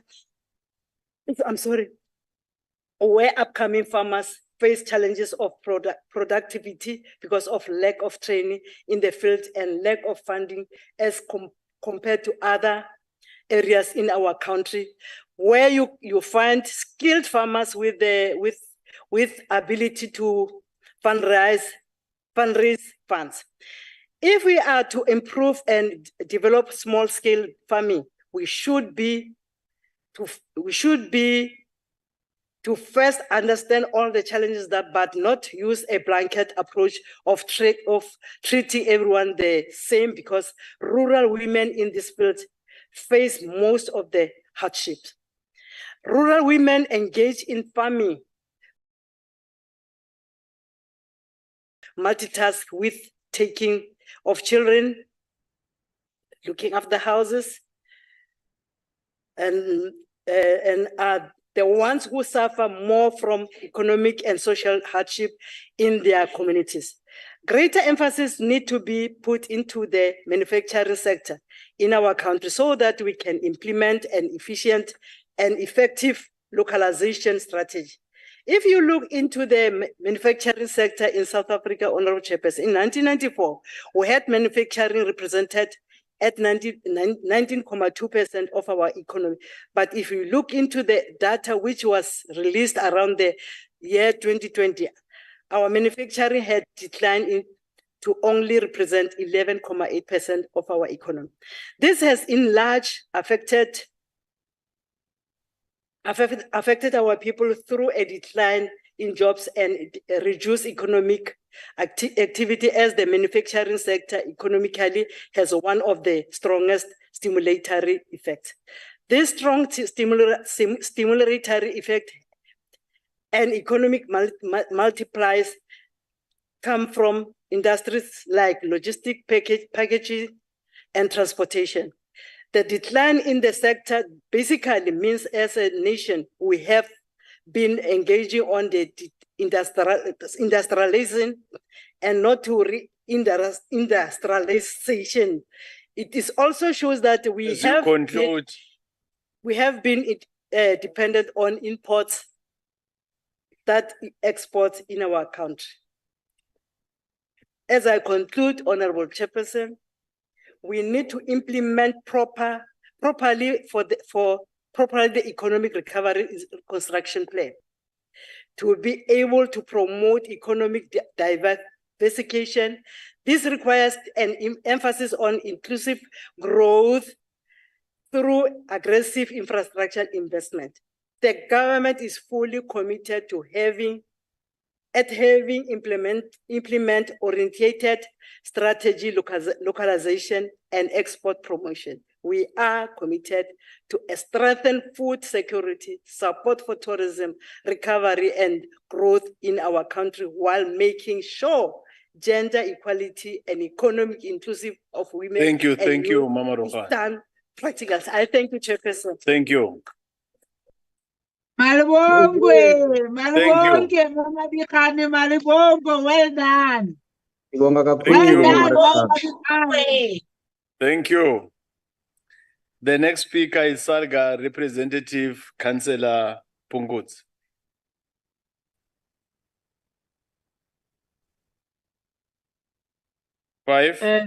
House Chair, thanks. Yes. Can I be unmuted, House Chair? Yeah, we can hear you properly. All right, thank you. Good afternoon, House Chair, honorable members, the Chief Whip of the NCOP. We bring our greetings from organized local government. We also welcome the platform given to us to be part of this important debate, Honorable House Chair. The present world owes a profound debt of gratitude to the trailblazers who preceded us, men and women who defied formidable odds, propelling humanity forward by leaps and bounds. Today, we find ourselves elevated on the shoulders of these giants and pioneers who dared to push the limits of innovation and human ingenuity to unprecedented heights. Their courageous and groundbreaking endeavors have left an indelible mark, ushering in substantial, perhaps seismic transformations through the various industrial revolutions that have sculpted the world we inhabit today. Each of these industrial revolutions ushered in a new of progress and distinct advancement, propelling mankind to new heights with the first industrial revolution in the 18th and 19th century. We saw major developments in the mechanism of textile production, steam power, and the growth of factory system. It had major implications on the way of life as became ground zero for urbanization, with people moving from the rural areas to industrial centers. Such was the profound impact that it led to the formation of working class and the new social economic structures. Honorable Chair, between 1870 and 1914, the world experienced another monumental stride forward with the advent of the Second Industrial Revolution, marked by the introduction of electrical power and the internal combustion engine, advancement in steel production, and the extensive expansion of railway networks. This era saw the establishment of mass production and the implementation of assembly lines, resulting in heightened overall efficiency. As a standout feature of this period was a significant increase in globalization and internal trade. Honorable House Chair, the Third Industrial Revolution proved to be even more revolutionary, ushering in automation, electronics, telecommunications, and the emergence of computers, colloquially known as the information age. This era was marked by the widespread availability of information thanks to the advent of the internet. Globalization gained further momentum with the advancement in communication and transportation. Additionally, many developed countries experienced a notable shift from manufacturing to service-based economics during this transformative period. Fast forwarding to 2023, Honorable Chair, we find ourselves in a pivotal area that is regarded as a defining moment in human history. The Fourth Industrial Revolution, this period is marked by the revolutionary inventions, including artificial intelligence, robotics, and biotechnology, among others. These innovations seamlessly integrate various technologies into different aspects of our daily lives.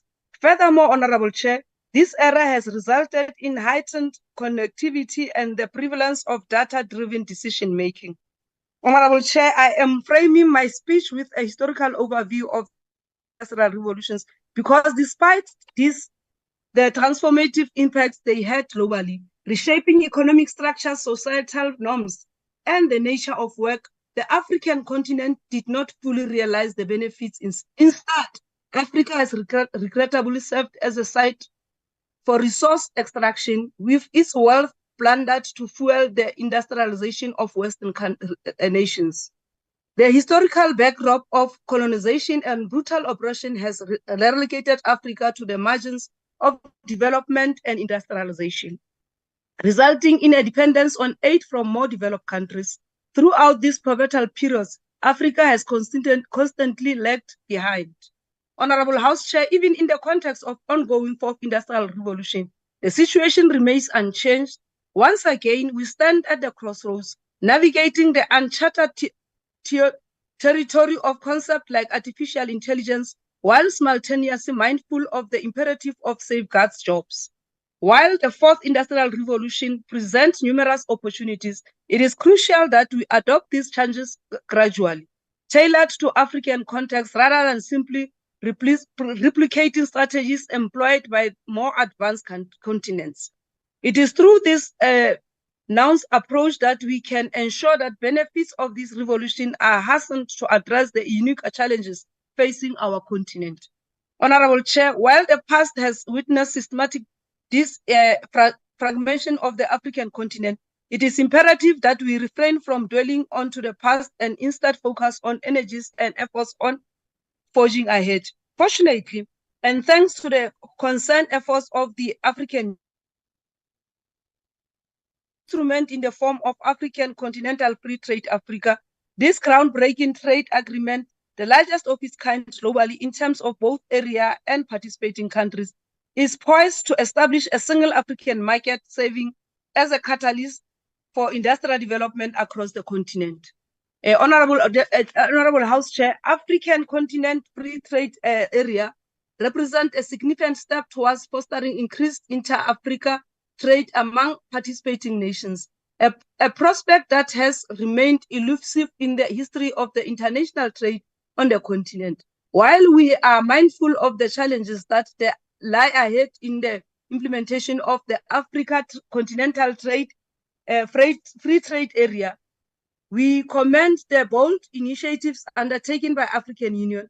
This treaty not only holds the promise of economic transformation, but also symbolizes a determination to shape Africa's destiny in the realm of international affairs throughout Africa-led initiatives. Since 2021, SALGA has been instrumental in ensuring that the municipalities are prepared to seize the numerous opportunities that will be precipitated by the Africa Continental Free Trade Area. This has been done through, amongst others, holding annual local government AFTA dialogues and centered in cultivating environments conducive to the AFCA success, with a primary focus on enhancing infrastructure and ease of doing business. As I'm about to conclude, Honorable House Chair, as we reflect on the eve of Africa Industrialization Day, let us acknowledge the strides we've made and humbly learn from our challenges. With South Africa standing as the most industrialized nation on the continent and serving as and ourselves in a unique position, let us embrace this responsibility, for in doing so, we become the launch base that propels forward the continent's ambitious international agenda. Together with concerted effort and shared commitment, we can unlock a new era of economic growth and prosperity for all Africa, leaving no one behind. I thank you, Chair. Yeah. Thank you, Councillor. The next speaker is Honorable Brownseth.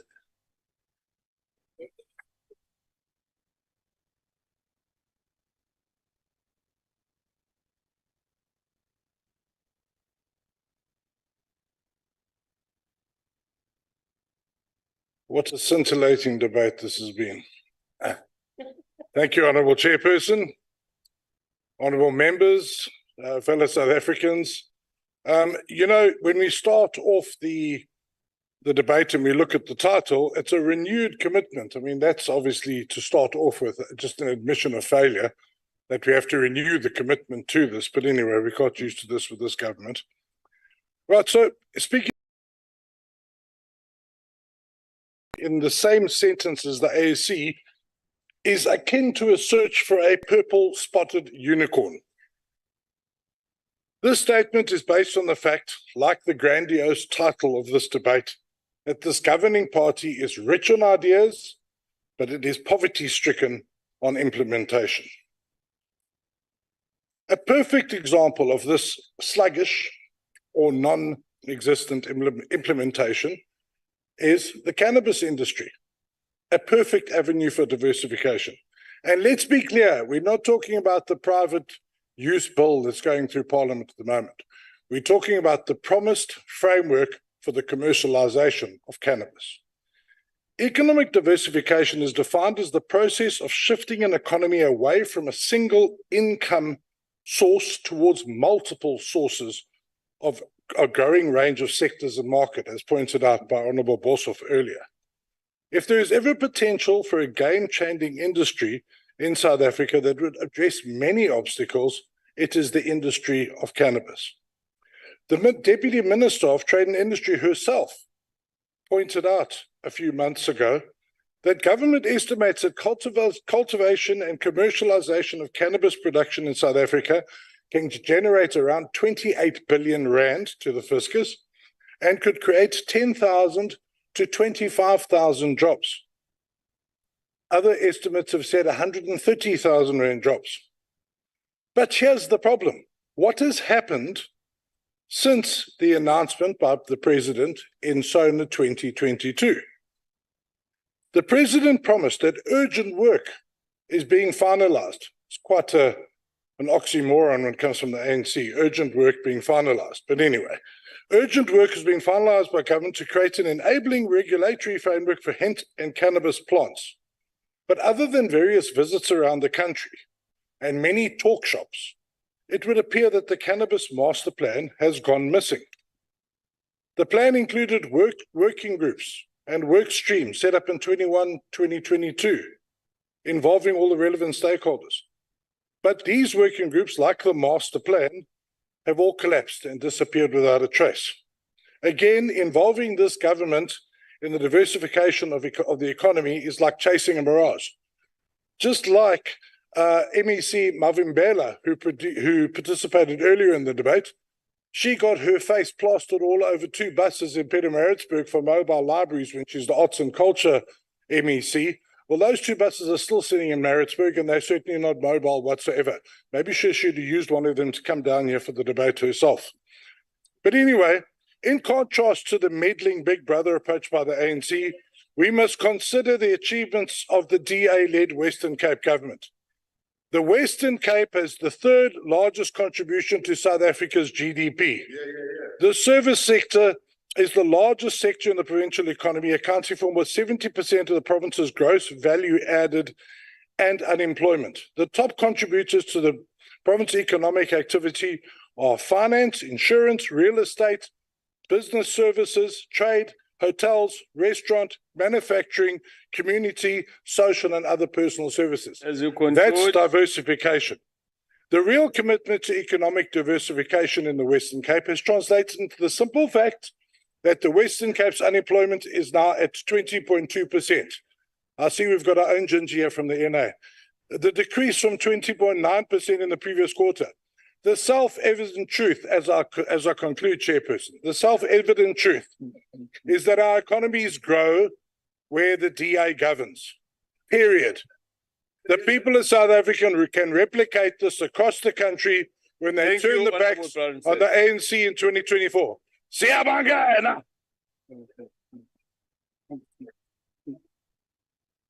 Thank you. The next speaker is Honorable Miema.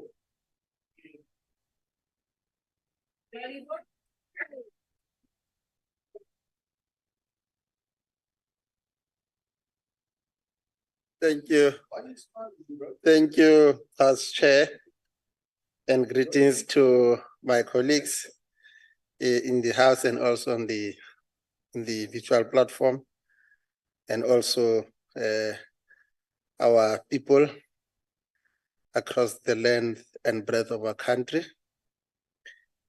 House Chair, allow me to also rise on behalf of the mighty African National Congress to take part in the debate. And my starting point, Honorable House Chair, is to re-emphasize the fact that a renewal commitment to achieving an important, inclusive, and sustainable economic development is very crucial for the country. And this is necessitated given the need to strengthen our quest to grow our economy and also to create jobs. The economic diversification is important, but what is quite critical is that it is an integral part of the economic reconstruction and recovery plan that was launched in 2020. For your information, Honorable Badenhorst, you were not part of this House. It is important that we note that this economic reconstruction and recovery plan was mainly aimed at diversifying and expanding the growth in our provincial economies. The growth of our provincial economies requires diversification, but its point of departure is the current economic base in the provinces. What is quite critical, House Chair, is that this economic diversification through our economic reconstruction and recovery plan requires infrastructural investment and land reform to be expedited.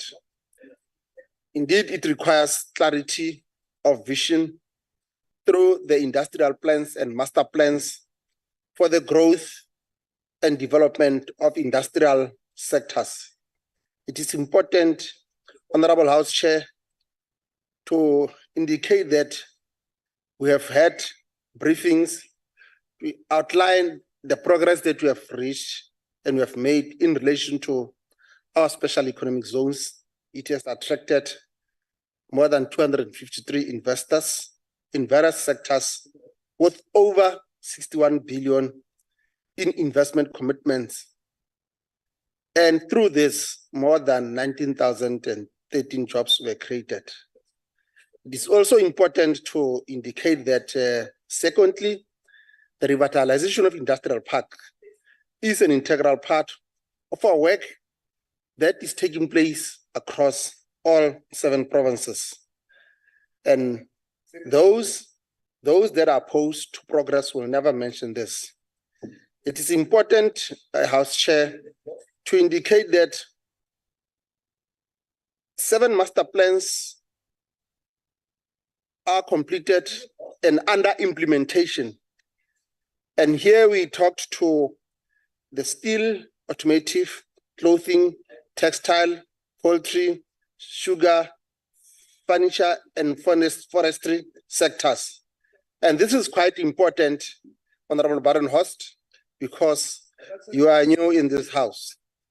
The ANC government has made an important start in these industrial sectors, which has already been highlighted, as I indicated. Equally, it is important to highlight the increase in agricultural to the European Union. Therefore, it is imperative that we are able to focus on inclusive and sustainable economic development in the context of reversing poverty, inequality, unemployment, and historic economic exclusion that the system that you are a beneficiary of, Honorable Badenhorst, has caused. Therefore, the necessity for an economic diversification plan when implementing economic reconstruction and recovery plan is to ensure that economic concentration in certain parts is not further consolidated, but rather spread to the different provinces. And I can assure you that the SEZ and Industrial Park are exactly doing that, as I've outlined. In order for that to occur, it is imperative that infrastructure development occur for micro economic development to be viable and ensure job creation. Localization and industrialization must be premised on sourcing raw materials available in different provinces. For example, this means that in dense forest areas which produce wood, that local industrialization will be based on wood manufacture, and the same with wool and leather. The development of SMMEs in the provinces becomes a critical source of economic diversification. We received the privilege of having the minister answering questions here on the red tapes. She also took part in the debate and mentioned what the ANC-led government is doing to address red tape. But you will have the doomsayers not appreciating that. The district development model is premised on developing the microeconomy of different areas to ensure the development of SMEs for manufacturing, fabrication, automotive, and other services. This is also linked to the development of local industrial practice I've indicated. What is quite critical, Honorable House Chair, is that in rural areas, the development of small and medium-scale farmers equally require market outlets and agro-processing zones to get products and goods to market. In both urban and rural areas, infrastructure support in the form of water, electricity, and transport infrastructure is required to ensure production and connecting people to the markets. Likewise, the importance of water supply is quite critical, Chair, and it is important that we are able to appreciate the work done by the Department of Water and Sanitation in its quest to improve the lack of water, particularly in areas where there are challenges. It is important also to appreciate the work that this Department of Water Affairs is doing in relation to dam projects to increase the storage and supply of water, and these projects are currently underway in the Eastern Cape and KwaZulu-Natal. These projects will also include hydroelectricity, no economic. It is important that we appreciate the fact that no economic plan can be successful without the economic inputs such as water and energy. The government, the ANC-led government, continues its quest to confront the challenges of load shedding. And this is done through ensuring maintenance of units, and have been bringing on stream units from Kusile Power Station. Moreover, government has brought IPP energy on stream to complement ESCOM so that supply can meet demand. Honorable House Chair, it's quite critical also to appreciate the work that is done in relation to the feasibility study that is underway for the expansion of the Durban port. The recovery of rail transport infrastructure has occurred as PRASA has opened most rail corridors, initially planning for 4 corridors, and what we can report is that it has opened 16. And we can say that currently 31 out of 40 rail corridors are functional, with rail service improving. That is progress under the ANC-led government. Given the fact that the country has a single integrated rail network for both goods and commuter rail, the opening of rail corridors means that Transnet Rail can develop a plan through implementation of the new rail policy to ensure that the movement of goods from road to rail can occur. We also appreciate the work that the ANC-led government is doing through the SANRAL, because it is developing a number of national roads which reduces travel time and connects different economic centers, thereby enabling economic diversification as it connects people to markets and markets to each other. It is important, Chair, to also appreciate the work that is done by the Department of Public Works in developing small harbors, as this provides coastal communities with economic opportunities to access the ocean's economy. These small harbors provide further opportunities for the development of SMMEs in the service sector of the harbor and in the fish processing industry. These opportunities that are being created will grow both the provincial and thereby the national economy in an inclusive and sustainable manner. The Department of Forestry, Fisheries and Environment is dealing with fishing quotas, Honorable Moss, for coastal communities, and harbors in the Western Cape have been refurbished, creating much needed jobs. Honorable House Chair, it is important also to appreciate the work that is done in relation to small-scale mining in the provinces where mining is the predominant economic activity. And what is quite critical, Chair, is to appreciate the work that the ANC-led government is doing in relation to beneficiations of mineral by the mining houses, which remains a key area of concern. But of course, we appreciate the progress that is being made, particularly given the fact that beneficiation needs to commence with small-scale miners and the national mining companies. This requires active encouragement and support by the different departments in the economic sector. Honorable House Chair, it is important also to appreciate the work that is done by the Competition Commission, which is quite critical in deconcentrating the market to enable new entrants to enter the market to ensure increased competitiveness. It is this competitiveness that is the secret of success for the economic diversification plan, as it ensures space for new business and new entrants to reverse the historical economic exclusion for which some of you benefited from. It is important, Chair, to also note the work that is done by the DTIC, because it is quite critical, Chair, to ensure that there is a coordination of this government department for them to work closely with one another so that economic infrastructure is well developed, and much more than that, increased opportunities around the economy in different provinces take place.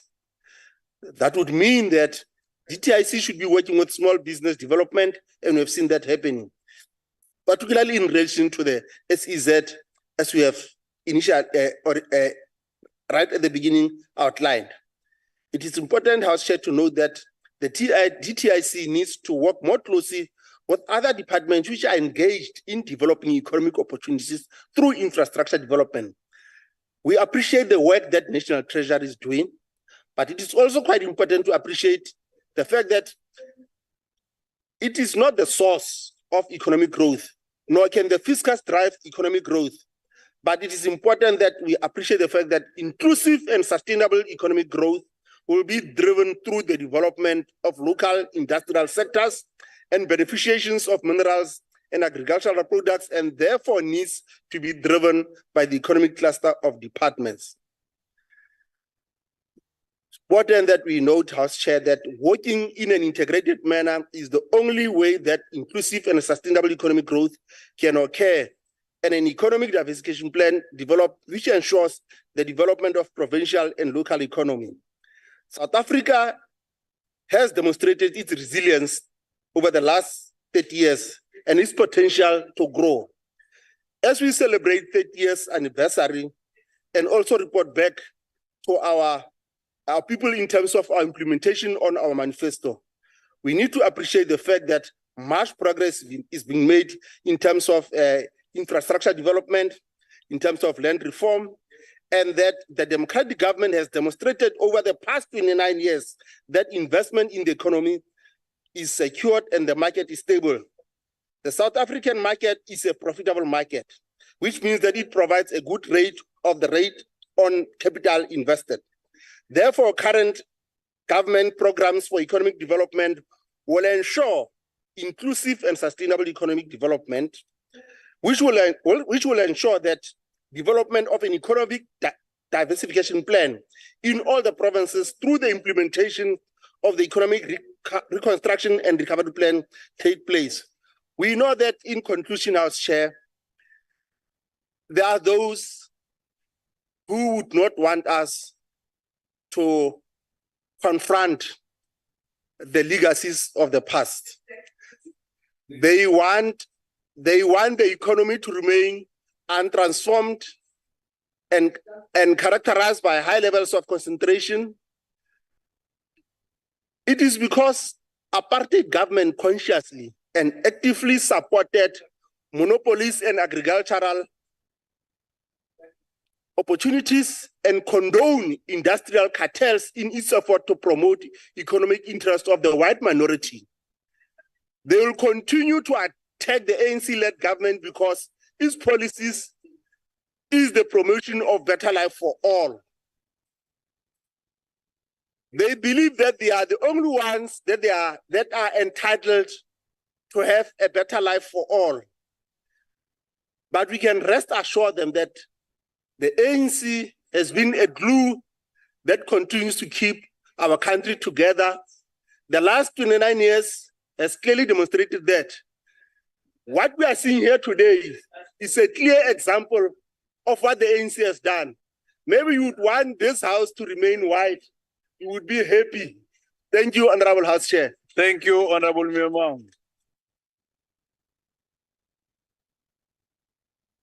Thank you. I will now invite order members. I'll now invite the Deputy Minister of Trade, Industry and Economic Development. Honorable DM, when you opened the debate, there were some glitches towards your conclusion. So we'll add that 4 minutes to your allocated concluding time. Honorable DM. Thank you very much, Honorable Chairperson. Now I think my glitches are on my video. I'm not sure what is happening, but thank you very much, Honorable Chair. Really, let me take this opportunity to thank all the speakers who participated in this important debate on Africa Industrialization Day. Indeed, all the contributions to this debate were heard Most of them are very important and we take note of them, including the criticism that we've had. Chair, few speakers from the opposition this afternoon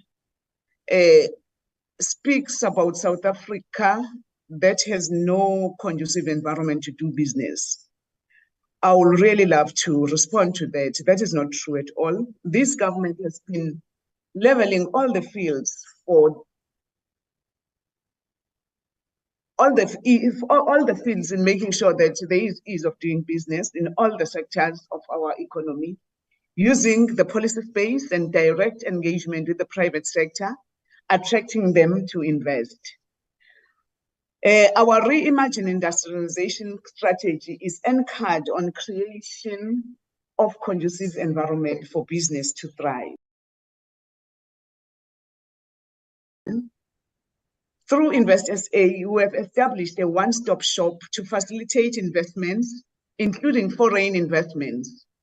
We have also opened, just 3 months ago, energy one-stop shop to fast-track green energy-related projects in the country to bypass the red tape. This has been key for government as President Cyril Ramaphosa removed a cap on energy projects in the renewable energy generation. I'm just trying to prove that when it comes to the ease of doing business, we are making sure that we level the playing fields. As we undertake these measures, we will not drop the ball, Honorable Chairperson, on economic transformation and localization.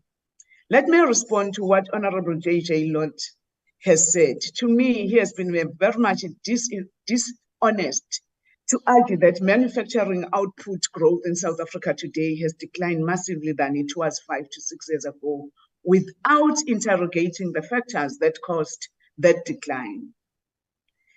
Honorable J.J. Lott know very much that you are from COVID-19. There's so many things that have affected the growth significantly, the manufacturing outputs in 2020 and March of 2021, as global supply chains were disrupted. But what is nice, what is heartwarming, and I know he also sees that and knows that and hears that, is that we do see a steady growth after all the challenges that we have been faced with. And our post-COVID reconstruction and recovery plan, we are seeing the positive impact of such. Also, I just want to share with you, Honorable JJ, and the advice that you are giving to us as government to use green hydrogen into steel manufacturing and other commodities. Yes, part of our energy mix include the usage of green hydrogen. A lot of work around green hydrogen in the Northern Cape, Bogo Bay, and the Western Cape, Saldanha Bay will contribute to the call that we are making on hydrogen to be used in steel manufacturing. One other thing that I just want to talk about here, in a form of the response to the debate for today, it is important and it is good that we become honest when we engage ourselves in such debates. The Western Cape government takes cue from the national government. A lot of work that we are doing as DTIC in the Western Cape government, we are doing with them, which they succeed through our national efforts. As an example, in the Atlantis SEZ, which had positioned itself as a green energy, attracting investment, and Saldanha SEZ as a gas and oil industry focus. We as the national department have been funding a lot of projects in the Western Cape, working with the government, so that we benefit as the country on that. We do this because this is one country. There is no South Africa and the Western Cape on the other side. We must stop that, this federal tendency that they are coming up with. And even taking from what Honorable Murray has just said, Honorable Murray has raised a very important point of the vertical industrial approach when we do our industrialization. Honorable Murray says we must water and nourish every seed. We must make sure that we take care of everyone. For me, though, this statement coming from Honorable Marie when she was saying that is what they are doing in the Western Cape. For me, it's a little bit of an insult because it says to me what they are doing, ignoring those Black people in those townships. It means they don't even consider that those people are there. So it is an insult to our people that lives in the Western Cape that they are not taken care of, whereas they know exactly that they must cater for all. So for me, that is a statement that says Black people you do not even exist in the Western Cape. We only take care of those that we can. So I think she will learn from her words and make sure that they go back, they take care of everyone in the province and make sure that everyone benefits on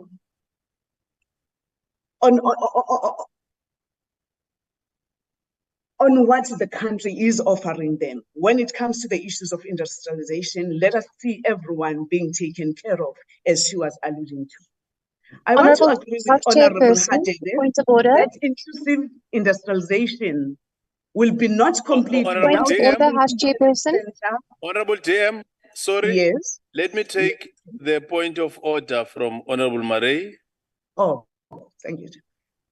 Thank you, Honourable House Chairperson. I believe that the Deputy Minister is casting aspersions on my character by insinuating that it wouldn't be prudent to me to take care of other people within the province, to take care of all people within the province. She's certainly misled in terms of what I had said, and she is casting aspersions on my character. Order members. Honorable Marie, you are responding to the debate. It's so unfortunate. It's a point for debate. Let's allow Honorable DM to continue and conclude her remarks. Thank you very much, Chair. Unless she is casting aspersion on me as to say I didn't understand what she said. But let me continue, Honorable Chair. I want to agree with Honorable Hadebe that inclusive industrialization will not be complete without locating at the center women and youth. This is exactly what we are gathering as government. Honorable Chair, again, let me re-emphasize this point. We are committed to Africa's industrialization. We are determined to consolidate SADC region and SACU system so that we can trade in the continent from a stronger region with strengthened value chains built with all our regional economies. So what we are saying, we'll continue with our efforts in making sure that when it comes to the issues of industrialization, we are there. Before I sit down, before I end, can I also comment on the issue of cannabis and hemp? One member, I might not remember who, but it was the last member of the team. He was saying that the government is doing nothing when it comes to the issue of cannabis and the master plan. Let me update this House, Honorable Chair, as to say we have completed the cannabis master plan and descending on the new economy and value chains to be created by cannabis economy. There is an interministerial committee that has been mandated, and it has mandated us as DTIC to develop a commercialization policy of cannabis. Our technical teams, Honorable Chair, always brief us on every month as to say what the progress is. And by early next year, that a policy will be out. President has also taken upon himself to establish a committee driving this process made out of affected ministers, DGs, inline departments of this industry. So really it's not good for a member to stand up here and speak something that is not founded. It's one area where we are saying there are a lot of opportunities that will be open once we industrialize that sector. And so much has been done to that. Indeed, we are committed in making sure that whatever sector that is there in our country, we are high on industrialization. When it comes to the issues of localization, we are there so that we even trade, the intra-trade within the continent, we want to be high on that. So thank you very much again, Honorable Thank you. Honorable Thank you, Speaker. Honorable JM. Whatever they've said, it has been taken into consideration. Thank you. Thank you. Honorable members, I would like to thank the Deputy Minister, Honorable King, permanent delegates, MECs, all special delegates, and SALGA representatives for availing themselves for the sitting. Honorable delegates, honorable members, that concludes the business of the day. The House is adjourned. Thank you, Yeah. Baba. Recording stopped. Bongwe Baba, siyabonga. Leadership, thank you. Baba.